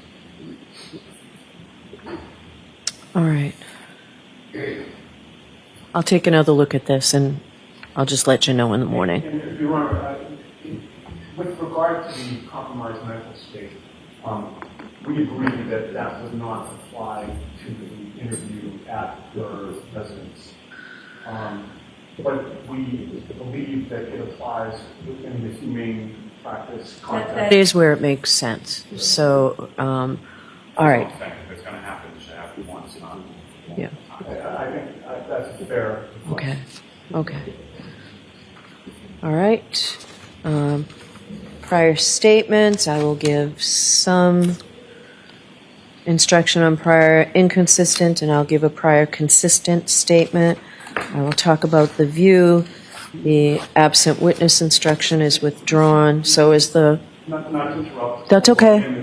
That's okay. With regard to the view, Your Honor, we did include a language reinforcing the fact that the drop that they saw on the view was not present on January 29th. We'd ask the court to repeat that one sentence. Okay. So I did not see this when I took a quick look at the view. All right. I'm not going to repeat it.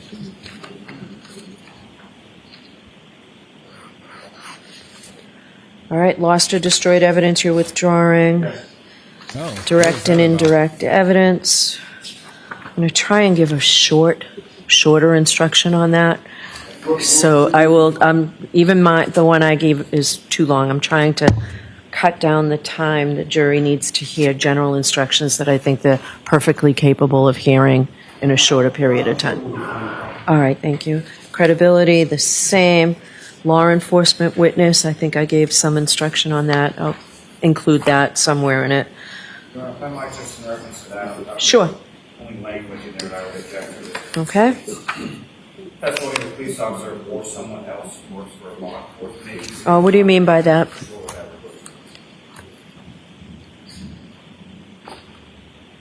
I think that was taken into account for the dispatcher, perhaps. We're not. Yeah, I'll do police officer because they're police testimony. I'm not going to go beyond that. I think that might be possible. Okay, thank you. I'll do the photographs, the opinion testimony, notes. I'm not saying I'm giving exactly this, but I will give, I'll cover all those topics. What page you on? Okay. One suggestion there was indicates now Commonwealth has introduced photographs and evidence. I would submit. Yeah, I'm just going to say there are photographs that are in evidence. Was that the nature of your objection? I actually think the defense has introduced more graphic. Yeah, so I would just say you've seen photographs. Or there were photographs and evidence. I instructed twice anyway, maybe 3 times on it, so I'll give some version of that. Juror notes, I'll give some version. The implicit bias instruction, I'm going to give exactly what the SJC told me I should give. All right, so the Commonwealth's requests are sort of in the, you start with the law and then you get into the general instructions, Mr. Lally, so let's skip to your, it's not numbered, your supplemental instructions, use of a dangerous weapon. All right, so I'm going to give that, Ms. Giannetti. I gave a dangerous weapon instruction last year on the motor vehicle. Understood. All right, so I'll give probably what I gave last year, and this looks like it's it.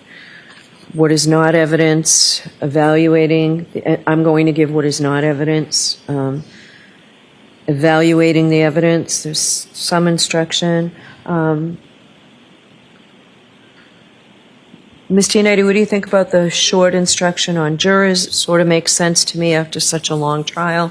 No juror is better qualified to determine the truth of the facts in controversy or to deliberate upon a verdict than any other juror, or solely because of that, solely because of that juror's occupation, education, experience, or any other characteristic.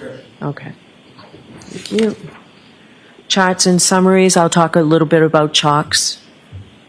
And inferences, I will give some. I'll give the redacted exhibits instruction. Witness preparation for trial. Do you both want this? There was testimony on both sides. It's simply, there was testimony at trial that the attorneys, and I may say if you find, or something, preface it. Witnesses when, the attorneys interviewed witnesses when preparing for and during the course of the trial. No objection. You may not draw any unfavorable inferences solely from that fact.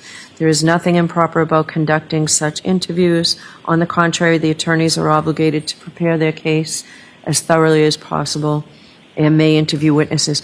I don't know if there's a sequestration order, if this is appropriate, though, where it says during trial, during the course of the trial. I'll just say when preparing for trial. Yeah, we're joining in the request. I don't know that we included that in our instructions, but we're joining in the Commonwealth's request for that instruction. All right. Thank you, Amy, for the super sticker. Expert witnesses, electronic communication. So I'm going to go through the limiting instructions I gave. I need to just do this again here. So electronic communications, I have that on my list. The emotional impact photos, humane practice. We'll get back to consciousness of guilt in a minute. I'm also going to give the prior bad acts instruction. I did that in regard to the Aruba incident, if you want to call it that. I gave a prior bad acts instruction before that testimony came in. I also gave the instruction that I will also give on the state of mind of John O'Keefe as to his state of mind being known by the defendant and the likelihood that she would act on it. So Commonwealth versus Binns in those cases. Also, y'all, we're not done with the Karen Reed trial because I said I didn't want to watch any of the previous testimony while this trial was going on because I wanted to come into this trial with the clean slate, not knowing what happened in the first trial. So what we're going to do, we didn't get to hear Brian Higgins' testimony. We didn't get to hear any of the Alberts kids' testimony. So we got a lot of testimony that was missed that we're going to go back and review while the jury is deliberating. So make sure y'all stick around for that too. We're not going to do it today, but as we go into the next couple of days, we'll be doing that. Once the trial is, once we're officially on verdict watch.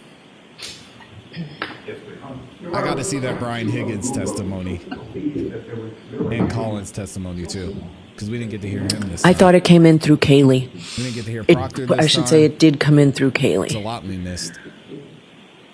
That's when I gave the prior bad acts instruction. She testified.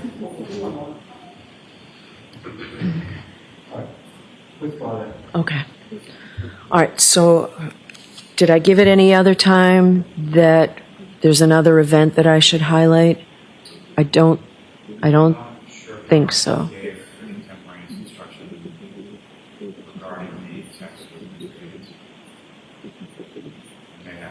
I don't think there was an instruction at that point. All right. I think I have to add that here. So, all right. And I will look at it and decide whether I need to add it specifically. It might be covered enough. Might be covered enough when I give the electronic communications instruction. So I will think about that. All right. Those were the limiting instructions I wanted to get to. So. We would object to the prior bad acts being linked to the Higgins text message. All right. I'm going to take a look at that, Mr. Lessie. Jury should start deliberating tomorrow. Consciousness of guilt. Correct. Okay. All right. All right. So tell me where the difference is in what I gave last year from the model homicide instruction on second-degree murder and where you're saying I should not this year, Mr. Lally. No, so the only... 1 second, let me just pull that up.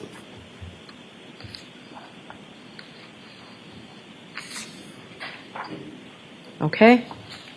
Your Honor, Collins' request is merely not for any change or alteration in the instructions that were given, other than there are three prongs of malice, and essentially the Commonwealth is requesting is that the jury be instructed. Speak up. Merely on a third prong malice, because that's the only one that really applies to these factors.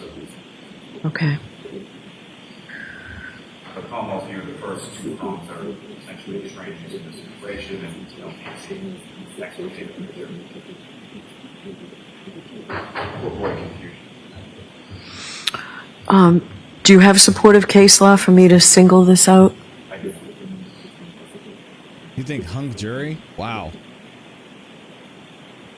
What do you say, Mr. Yannetti? I mean, Mr. Brennan. All right, I'll put the poll in the chat. Stated that in his opening statement.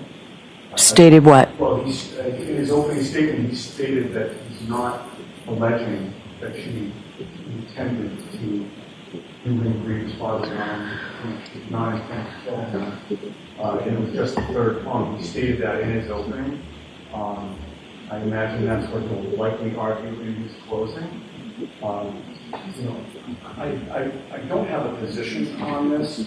I just don't know, and I think the court's going through this analysis in your head as well, whether it's permissible or not. I just raised that as an issue, but I don't have strong feelings about it. I could say the parties agree that the first prong and the second prong are not applicable here.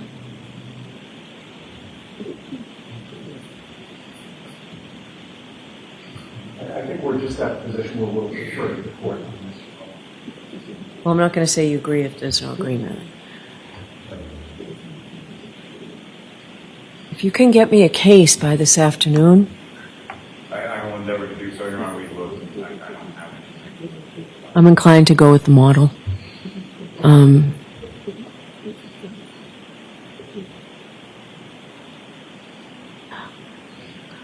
I'll see if there's something I can find.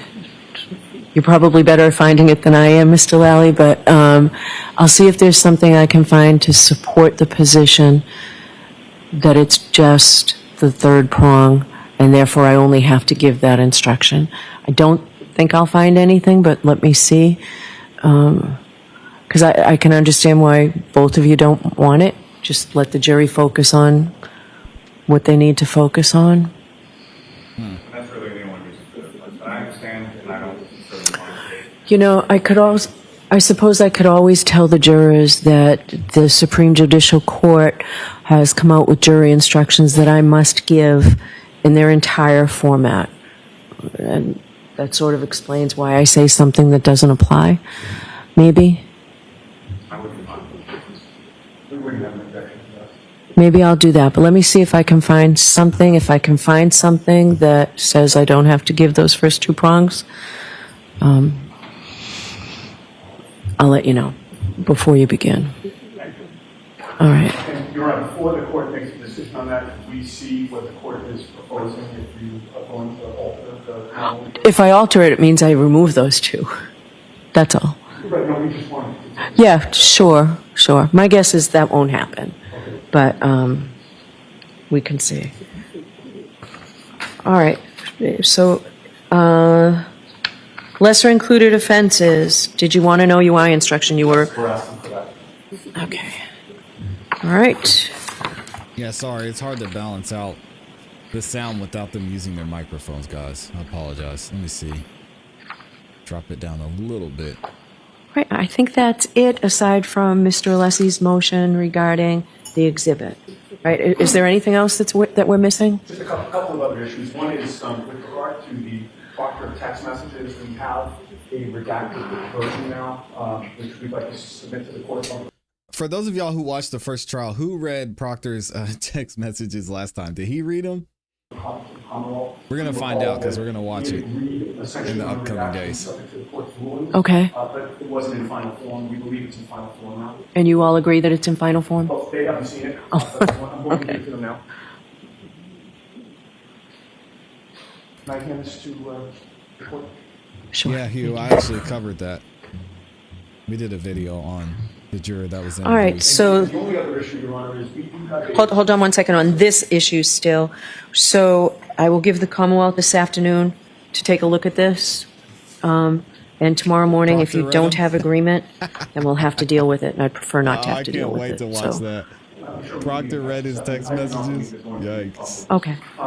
Just a couple other things before we get to Mr. Alessi. Yep. One is that we do have the Dr. Wolf PowerPoint to be introduced in evidence on. Dr. Wolf or Dr. Rentschler? Dr. Wolf. All right. And this was allowed into evidence unobjected to. I thought we already had it. We didn't. We have them redacted, so these Okay. are redacted. It's on a phone drive. Okay. And the Commonwealth has seen it? All right. So they'll have to see it. I can't believe Proctor read those. That's So crazy. Mr. Lally, Mr. Brennan, Ms. McLaughlin, one of you has to take a look at it. And then will the court allow more than an hour? I'll allow more than an hour. I'll allow an hour and 15 minutes. Thank you. All right. And I think I did mention that we had a proposed verdict slip for count 2, Your Honor. If I didn't. You did not. Okay, we do have one, we've got given a copy to the Commonwealth, and I hand the Okay. proposed copy to the court. Sure. Is it the same as last year's, but now with a... It's different. Okay. All right. So you'll have a chance to digest that. Oh, I digested it, Mr. Alessi. Go ahead, I'll hear you. I'm actually an Yannetti, jeez, I'm sorry. So, Your Honor, you'll recall we had some spirited argument both before and after trial regarding this particular issue. And our concern, Your Honor, was that It's obviously a confusing indictment because of the number of lesser includeds and the number of elements that are different for each lesser included. And we were uncomfortable with, there being one option for not guilty at the top of the form, and then multiple options for multiple different types of guilty verdicts throughout the remainder of the form. So what we have done is to fashion this in a way where the jury, pursuant to the court's instructions, would first decide as charged, and if it's a guilty verdict, Madam Clerk? The analysis is over. If it's a not guilty verdict, they go on to the next lesser included offense, and again, same analysis applies. If it's not guilty, they then go to the next until they finally reach the final verdict, which the lessest, or the least, I should say, of the lesser included offenses is simple operating under the influence, where they have an option for not guilty or guilty. We've also changed. You want to go back and do Jen McCabe's testimony too? You'll see it, which I think makes it clearer and less confusing. When the jury is given options for theories of guilt on at least three of the charges, including the main charge, because there's this issue of either under the influence or 0.08 or greater. The way it originally read, Your Honor, manslaughter while operating a motor vehicle under the influence of alcohol was repeated twice. It was repeated once where there's an option for guilty, and then it was repeated again with both of the other options. We think that this is simpler, it's cleaner, it's clearer, and we believe that this verdict slip is the most appropriate one. Mr. Lally? Your Honor, as the court is probably well aware, the Commonwealth is not requesting any lesser included, and I certainly understand that if the evidence supports it, the defense requests it, that the court must give it. Having said that, the verdict slip that was used in this matter last year, the Commonwealth will submit is more than sufficient and adapted to the defendant's request. The only other thing I would bring to the court's attention, I don't know if Your Honor is aware, there was a case recently, while this case was going on, tried before Judge Lowell, in which he had similar issues. I believe used at least part of the verdict slip from the first trial, in this case, as sort of a template for the lesser included that he instructed and the verdict slip that they utilized in action. I don't have a copy of it on me, but I can certainly get the court a copy with it, or get a copy of the docket, but that may be somewhat helpful with the court. Okay, was that on murder Trooper case? Paul? Okay. Not, but it had to do Yeah, please do, Nosy. Okay, I'll take a look at it. Give me the list and let me know who y'all want to see. Mr. Yannetti. Because we missed a lot from I don't the first believe trial. I'm going to give this, but I'll take a closer look at it. Well, we appreciate that. Judge Lowell is an excellent judge. We think that this verdict slip is, it provides the most clarity for the jury. That's why we're Okay, and that's where I think we disagree. So I will take a closer look at that. And so has it been filed officially and docketed? I just handed it, I believe. All right, so Madam Clerk, you have a copy up there? The proposed, I think this is the only copy. Okay, that's what I was wondering, okay. Do you need an extra copy? Sure. Yes. Or, you know what, just mark it for identification, Margaret. We'll do that. Chrissy, please. Shout out to Margaret. Just for ID. It's LLLL for ID. Margaret's been hanging in there. She was a trooper.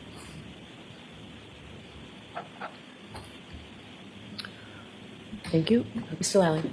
I just one request circling back to the constitutional instructions. So Commonwealth is withdrawing its request for the instruction. Okay. However, Paul, Brian Higgins, B.A. Is that Brian Albert? Colin Albert, Matt McCabe. So the two areas that are sort of listed within that we would like to make some argument to the jury regarding is the defendant's taking of the Lexus from when metal that came to the parent's residence. I definitely want to hear from certain statements made in reference Brian Higgins and Proctor for sure. Okay. In particular, would be the one where essentially she says that it never came to her. Okay. The sound is really bad. All right.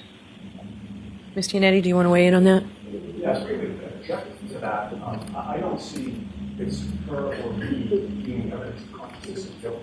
And the notion that she's driving from one residence that the police know of to another residence that the police know of, which is her parents' house. The car is open and obvious in the driveway. And in fact, when the police call, she says, yes, come on over. I don't see that as being any evidence of consciousness of guilt. Okay, so I'm going to allow them because they're permissible inferences from what's in evidence, but I'm not going to give, even before it was withdrawn, I wasn't going to give a consciousness of guilt on those. And just to be further clear, there may be other clues. Yes, so I did want to ask you, though, Mr. Yannetti, I think it's an argument that can certainly be made by the Commonwealth regarding the video clips that your client gave during various interviews. I think consciousness of guilt is a permissible inference from some of those. Are you sure you don't want me to give the consciousness of guilt because it's got helpful language for a defendant in it as well? Oh, she's Okay. trying to help them out. Okay, I just wanted to give you the opportunity. Okay. Look at Judge All right, Bev. anything else? So thoughtful. Anything else, Mr. Yannetti? We're going to hear from Mr. Alessi, but The Commonwealth does not object to the redaction. that's great. Thank you. One less thing you all have to do today, okay? I know. All right, so let's make that, are we switching that new redacted version with an exhibit number? Do we know what it was before? Excuse me? The redactions on the Higgins messages, that's what you're saying you're fine with, right? Thank you, Nosy Rosie.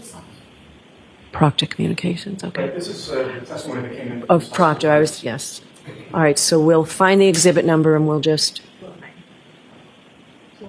209, is everybody in agreement that it's exhibit 209? Yes, Okay. Does the court have a copy or do they need a Commonwealth?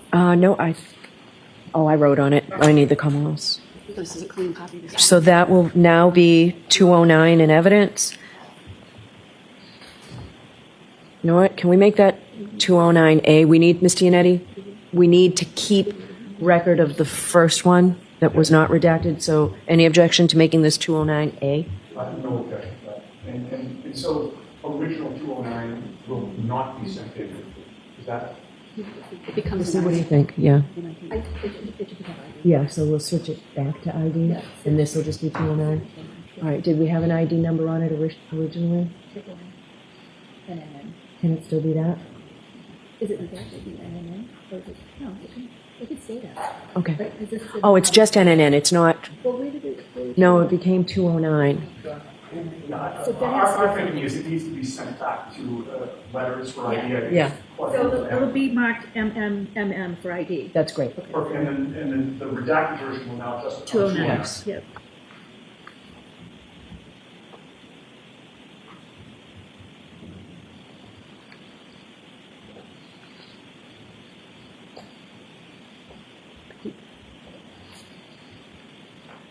And we'll hear from you this afternoon. Just somebody send us an email to the clerk's office.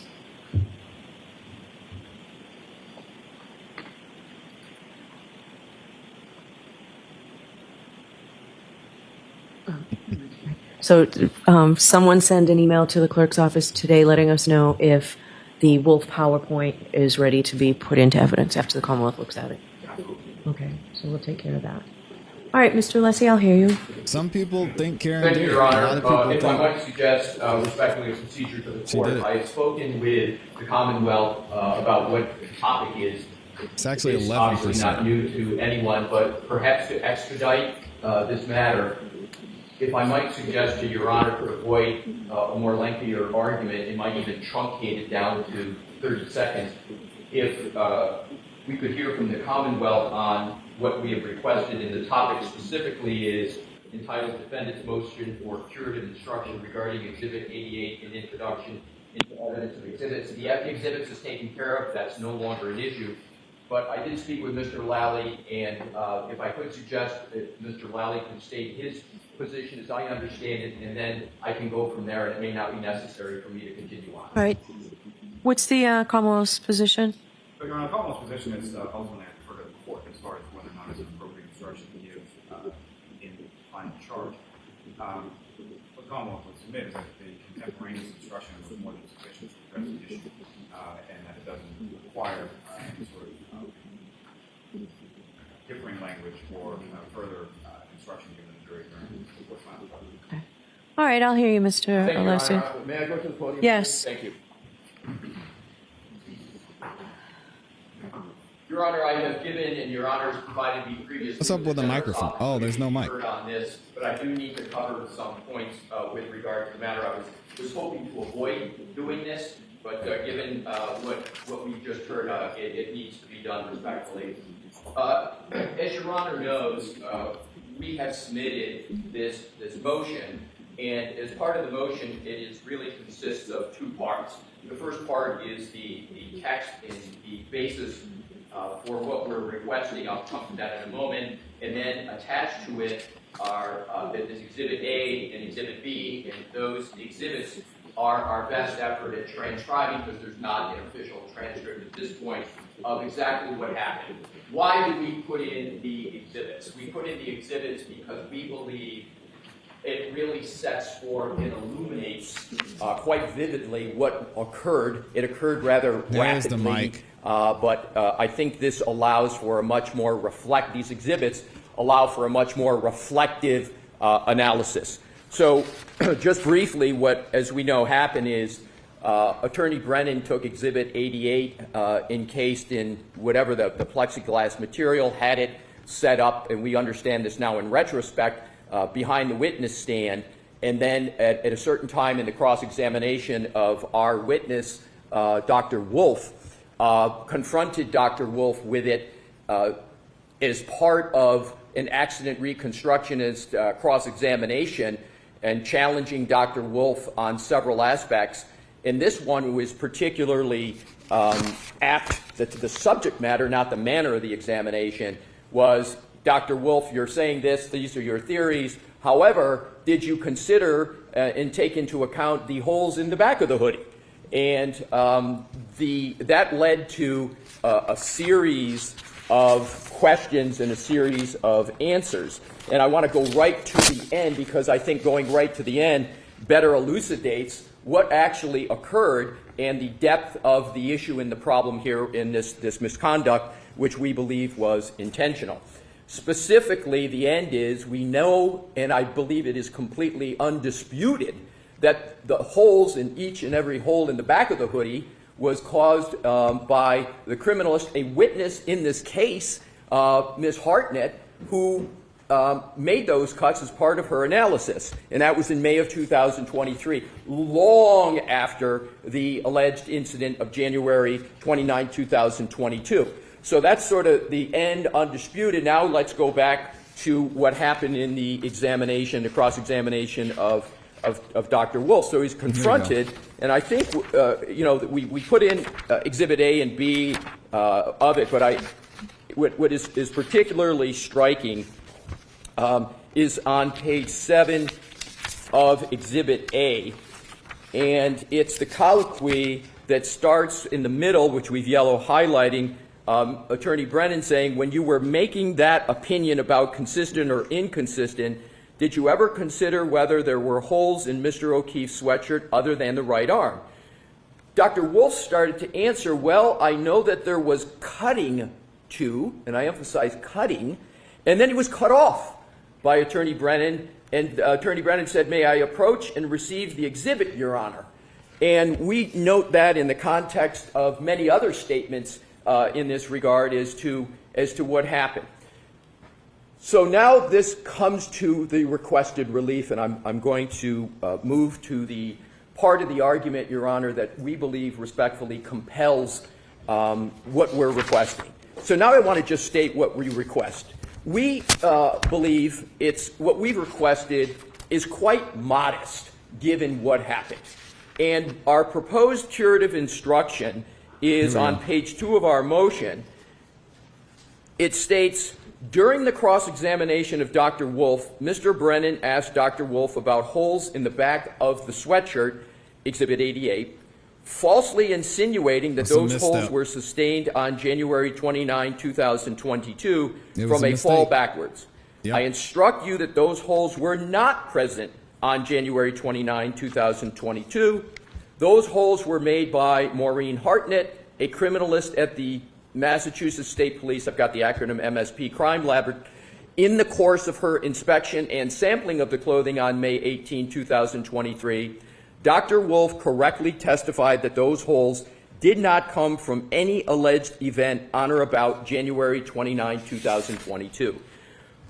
Please juxtapose that with regard to the instruction Your Honor had given, which was a sentence, "So, jurors, I instruct you that those holes were made by the criminalist, Ms. Hartnett, during the course of her inspection and sampling of the sweatshirt." Didn't I include the date you requested, the May 18th date? I thought I did. You know, Your Honor, I think the answer is no, but because I'm doing it from memory and I don't... This is not an official transcript, right? Exactly, Your Honor, so I can't say it with certainty. I don't believe it was. Okay, because that date you told me was important to you, right? Among other factors, the date was important. It's May 18th, right? Yes, Your Honor. Okay. Go ahead. And so, Your Honor, I believe what is fair in the analysis and as objective as I can be here is I think the curative instruction has to tether to and relate to in its details the degree of what happened.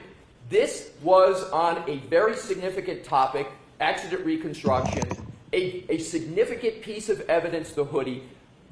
There's been much discussion among many expert witnesses about this hoodie, what it stands for. There's been videos on it. Mm-hmm. You know, our position, the hoodie in a proper accident reconstruction would be completely unaffected by any alleged motor vehicle incident. And then to show the witness on this for the defense, it clearly left the impression to any objective observer that Dr. Wolf had somehow been incompetent, which is 180 degrees of the reality, but also that he just wasn't otherwise diligent, and the jury, therefore, should not weigh and value his opinion. This is very, very significant, and I underscore, Your Honor, we didn't cause this problem. We didn't cause any of this issue.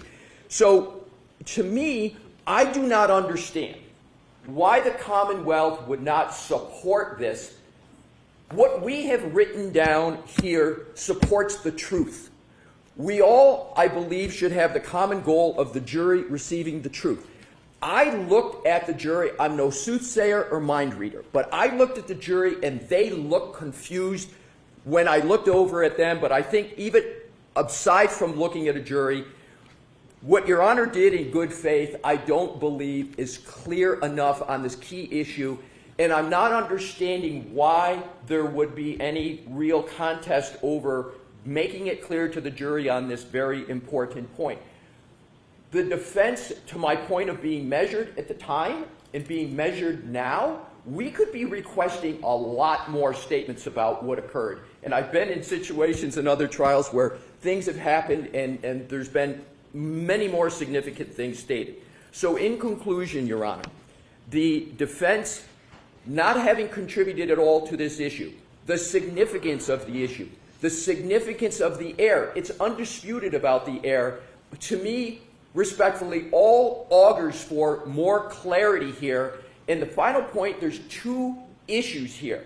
There's the fact of when these holes occurred, these cuts, and how they occurred, that's one bucket. But the second bucket, which is not in the current instruction, is our expert witness, Dr. Wolf, and the impression left upon him.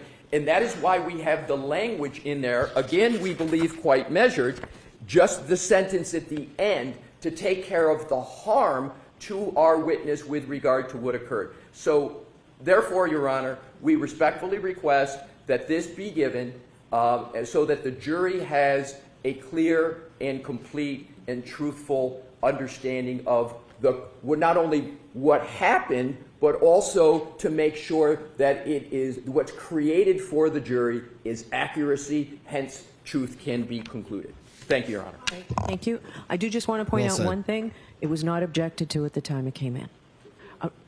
That's my only comment. I will consider this. I'm going to hear from Mr. Lally. I will consider. What is it that was not objected? The testimony was not objected to. I didn't hear this until I think after another witness. Your Honor, if I could, thank you for raising that. 10 seconds for that. I will, and I made this point the very time that I made the argument last time. We were not shown that Exhibit 88 in the encasement. It was behind the witness. We didn't even know that it was behind the witness. So what happened was Attorney Brennan went up, retrieved it, and immediately went to the witness with it, showed it. We couldn't even see what was happening. There was no physical nor other ability for us to object at the time. So I appreciate you giving me the opportunity to respond to that. All right, Mr. Lally, Very briefly, Your Honor. keep your voice up, please. Yes, very briefly. I'm not going to get into a belabor the point as far as the back and forth about conduct of counsel. During the heat of the trial, during the heat of the extended exchange with the witness on stand, things can happen, mistakes can be made. It was recognized, acknowledged, and accepted as a mistake. There were numerous offers by the Commonwealth to offer a stipulation as to the truth as far as the evidence is concerned that were rejected by the defense. They wanted the curative instruction. They got it contemporaneous with when the evidence came in. There have been many, many instances of similar type conduct that didn't result in a curative instruction, and to accentuate it further in the final charge to the jury is simply improper. It was a situation that arose as far as whatever misstatement was made at the time, as far as whether it's from the testimony from the witness or the question from counsel, was immediately remedied, was taken care of. I don't think that there's any confusion by the jury, and furthermore, as I indicated, the Commonwealth offered a stipulation at the time that this occurred, which was essentially rejected by the defense. They got the curative instruction at the time. That is all that is required. It is more than sufficient, and it doesn't need to be accentuated or addressed further in the final charge. Okay. So I'll consider it, Mr. Alessi. Okay. Thank you, Your Honor. All right. There you go. Anything else? Two things I'd like to talk about for scheduling. The jurors get here early. I'm going to ask if the court officers to call the jurors and ask them two things. To ask them if they can get here a little bit earlier so that we can all be in the courtroom at 8:45, ready to start. So things take a little while generally. That will assure us the closing arguments will start right at 9, maybe a few minutes earlier. The goal would be to hear arguments from both counsel and then take an early lunch break. I would ask that counsel plan on just a half an hour lunch break. Oh, wow. I'd like, the point being, I want the jurors to start deliberating. I don't want to end the charge and send them home for the weekend. That's not fair after they've waited so long. Wow, imagine if we have a short verdict lunch, on You're Friday. free to stay in the building, and court officers will help you with accommodations for that. But a short lunch, and then I'll come out and do the charge. And then at least, hopefully, there'll be some time for them to deliberate. I'm going to ask the court officers to call the jurors to see if they can stay as late as 5 o'clock or 5:30 tomorrow night. I just don't think it's fair after they've sat through so much of this trial with the various delays that we've had to not let them start deliberating.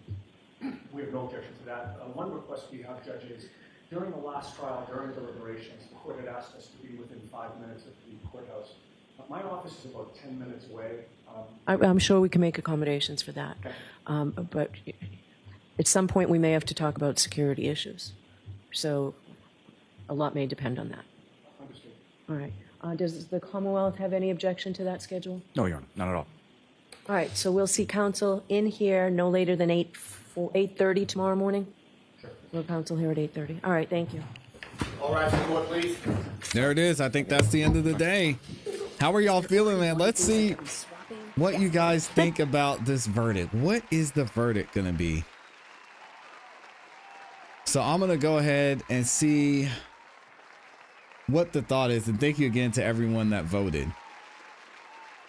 So this is not too surprising, but I think it is interesting. I'll start with the lowest to highest. And the question I ask is, what do y'all think the verdict will be? Or what will the verdict be? So it looks like 5% of you said guilty on all counts. Wow. 7% of you said guilty on 1 or 2 counts. So at least 12% of you guys think that Karen Read is guilty of something.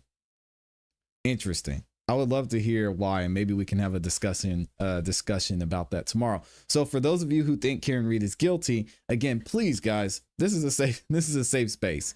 As long as you're respectful, you don't resort to name calling or elementary means of communication. Please let me know your differing opinions. We welcome it here. We have a good time and we have a nice back and forth. So I would love to hear why y'all think she's guilty on one or all accounts, because 12% of you watching and that voted said you do. Then we have 16% of you said there's a hung jury, which means that 28% of you believe there's a chance that the jury or someone on the jury thinks Karen Reed is guilty of something. That is interesting. 28% of you, about a third of you, think that that the jury feels Karen Reed's guilty of something. Wow. Also, obviously, if you have been watching the channel, you're not surprised at this. 70% of you believe that she will be found not guilty on all accounts. Amy said Karen is guilty of being a Karen. That's it. Yeah, so y'all make sure you tap in tomorrow. Obviously, we're going to have closing arguments tomorrow, and we will have the jury's going to start deliberating. So we'll go and review some of the old testimony. We were going to get into the cash out trial, which started, but I think it'll be better just to start with that on Monday, because we've got another trial that's starting here in Fulton County, and this trial is going to be insane. If y'all haven't heard about the cash out trial, this is a rapper who's, well, let me just play this video and I'll play it again on Monday, just to give y'all a preview. Here we go. Today in the court continues today in the trial of Atlanta rapper Cash Out. The rapper, whose real name is John Michael Hakeem Gibson, faces a number of charges, including rape and assault. Prosecutors say Gibson did not act alone. They say 4 others helped him use their music label to recruit women. Prosecutors say the group promised money and status and then forced women into commercial sex work. All right, so that is what we're going to be covering coming up this next week. So y'all make sure you stay ready for that. And here, thanks to Cat Not Williams for this. Here are the charges he's looking at. We've got a violation of RICO. Obviously, we know Fannie Willis. Of course. We've got trafficking a person for sexual servitude. We have SA. Y'all heard it from 11 Alive. Aggravated sodomy. Oh my gosh. Trafficking a person for sexual servitude, and there's 1, 2, 3, 4 counts of that.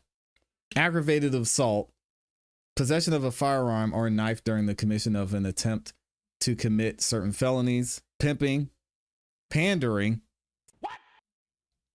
What is pandering? Where is Kel Bell at? Yes, it is a RICO. Kel Bell, what is a pandering charge? Oh my goodness. Pandering? I've never heard that term. Keeping a place of prostitution. That's a misdemeanor. Willful obstruction of law enforcement. Simple battery. Trafficking a person for sexual servitude. So that's 5 counts of that. We've got pimping. We've got pandering. We got keeping a place of prostitution. So that's 2 counts of that. And then possession of prohibited items by an inmate or providing prohibited items to an inmate. So yeah, we're going to get started with that on Monday. Y'all make sure you get ready for it. This is going to be insane. And yes, more Atlanta RICO.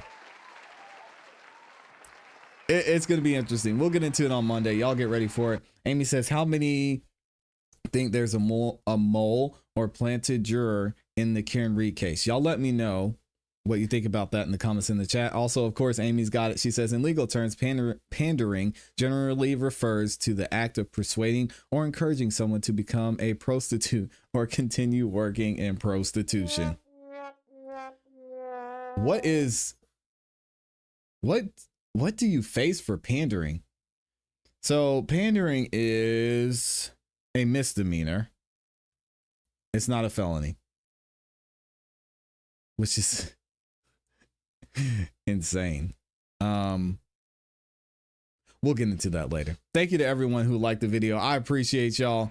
all 1,200 of you that liked the video. Let me know what y'all think about that upcoming trial in the comments and in the chat. Also, big shout out to everyone who sent in super chats as well. Thank you. Les Cleaver, my guy, Libby22SC Girl, Slim Life, CPE, Kara Hampton, Mr. Brown, and of course, my awesome, amazing Amy. Y'all have a great rest of your afternoon. We are going to be back here tomorrow morning, same time, 9:30. Y'all get ready for it. We're going to start hearing closing arguments, and then the jury's going to deliberate. It'll be an interesting time. Y'all have a great rest of your afternoon as always, and you know what to do. Keep growing, keep pushing, keep it classy. We gone.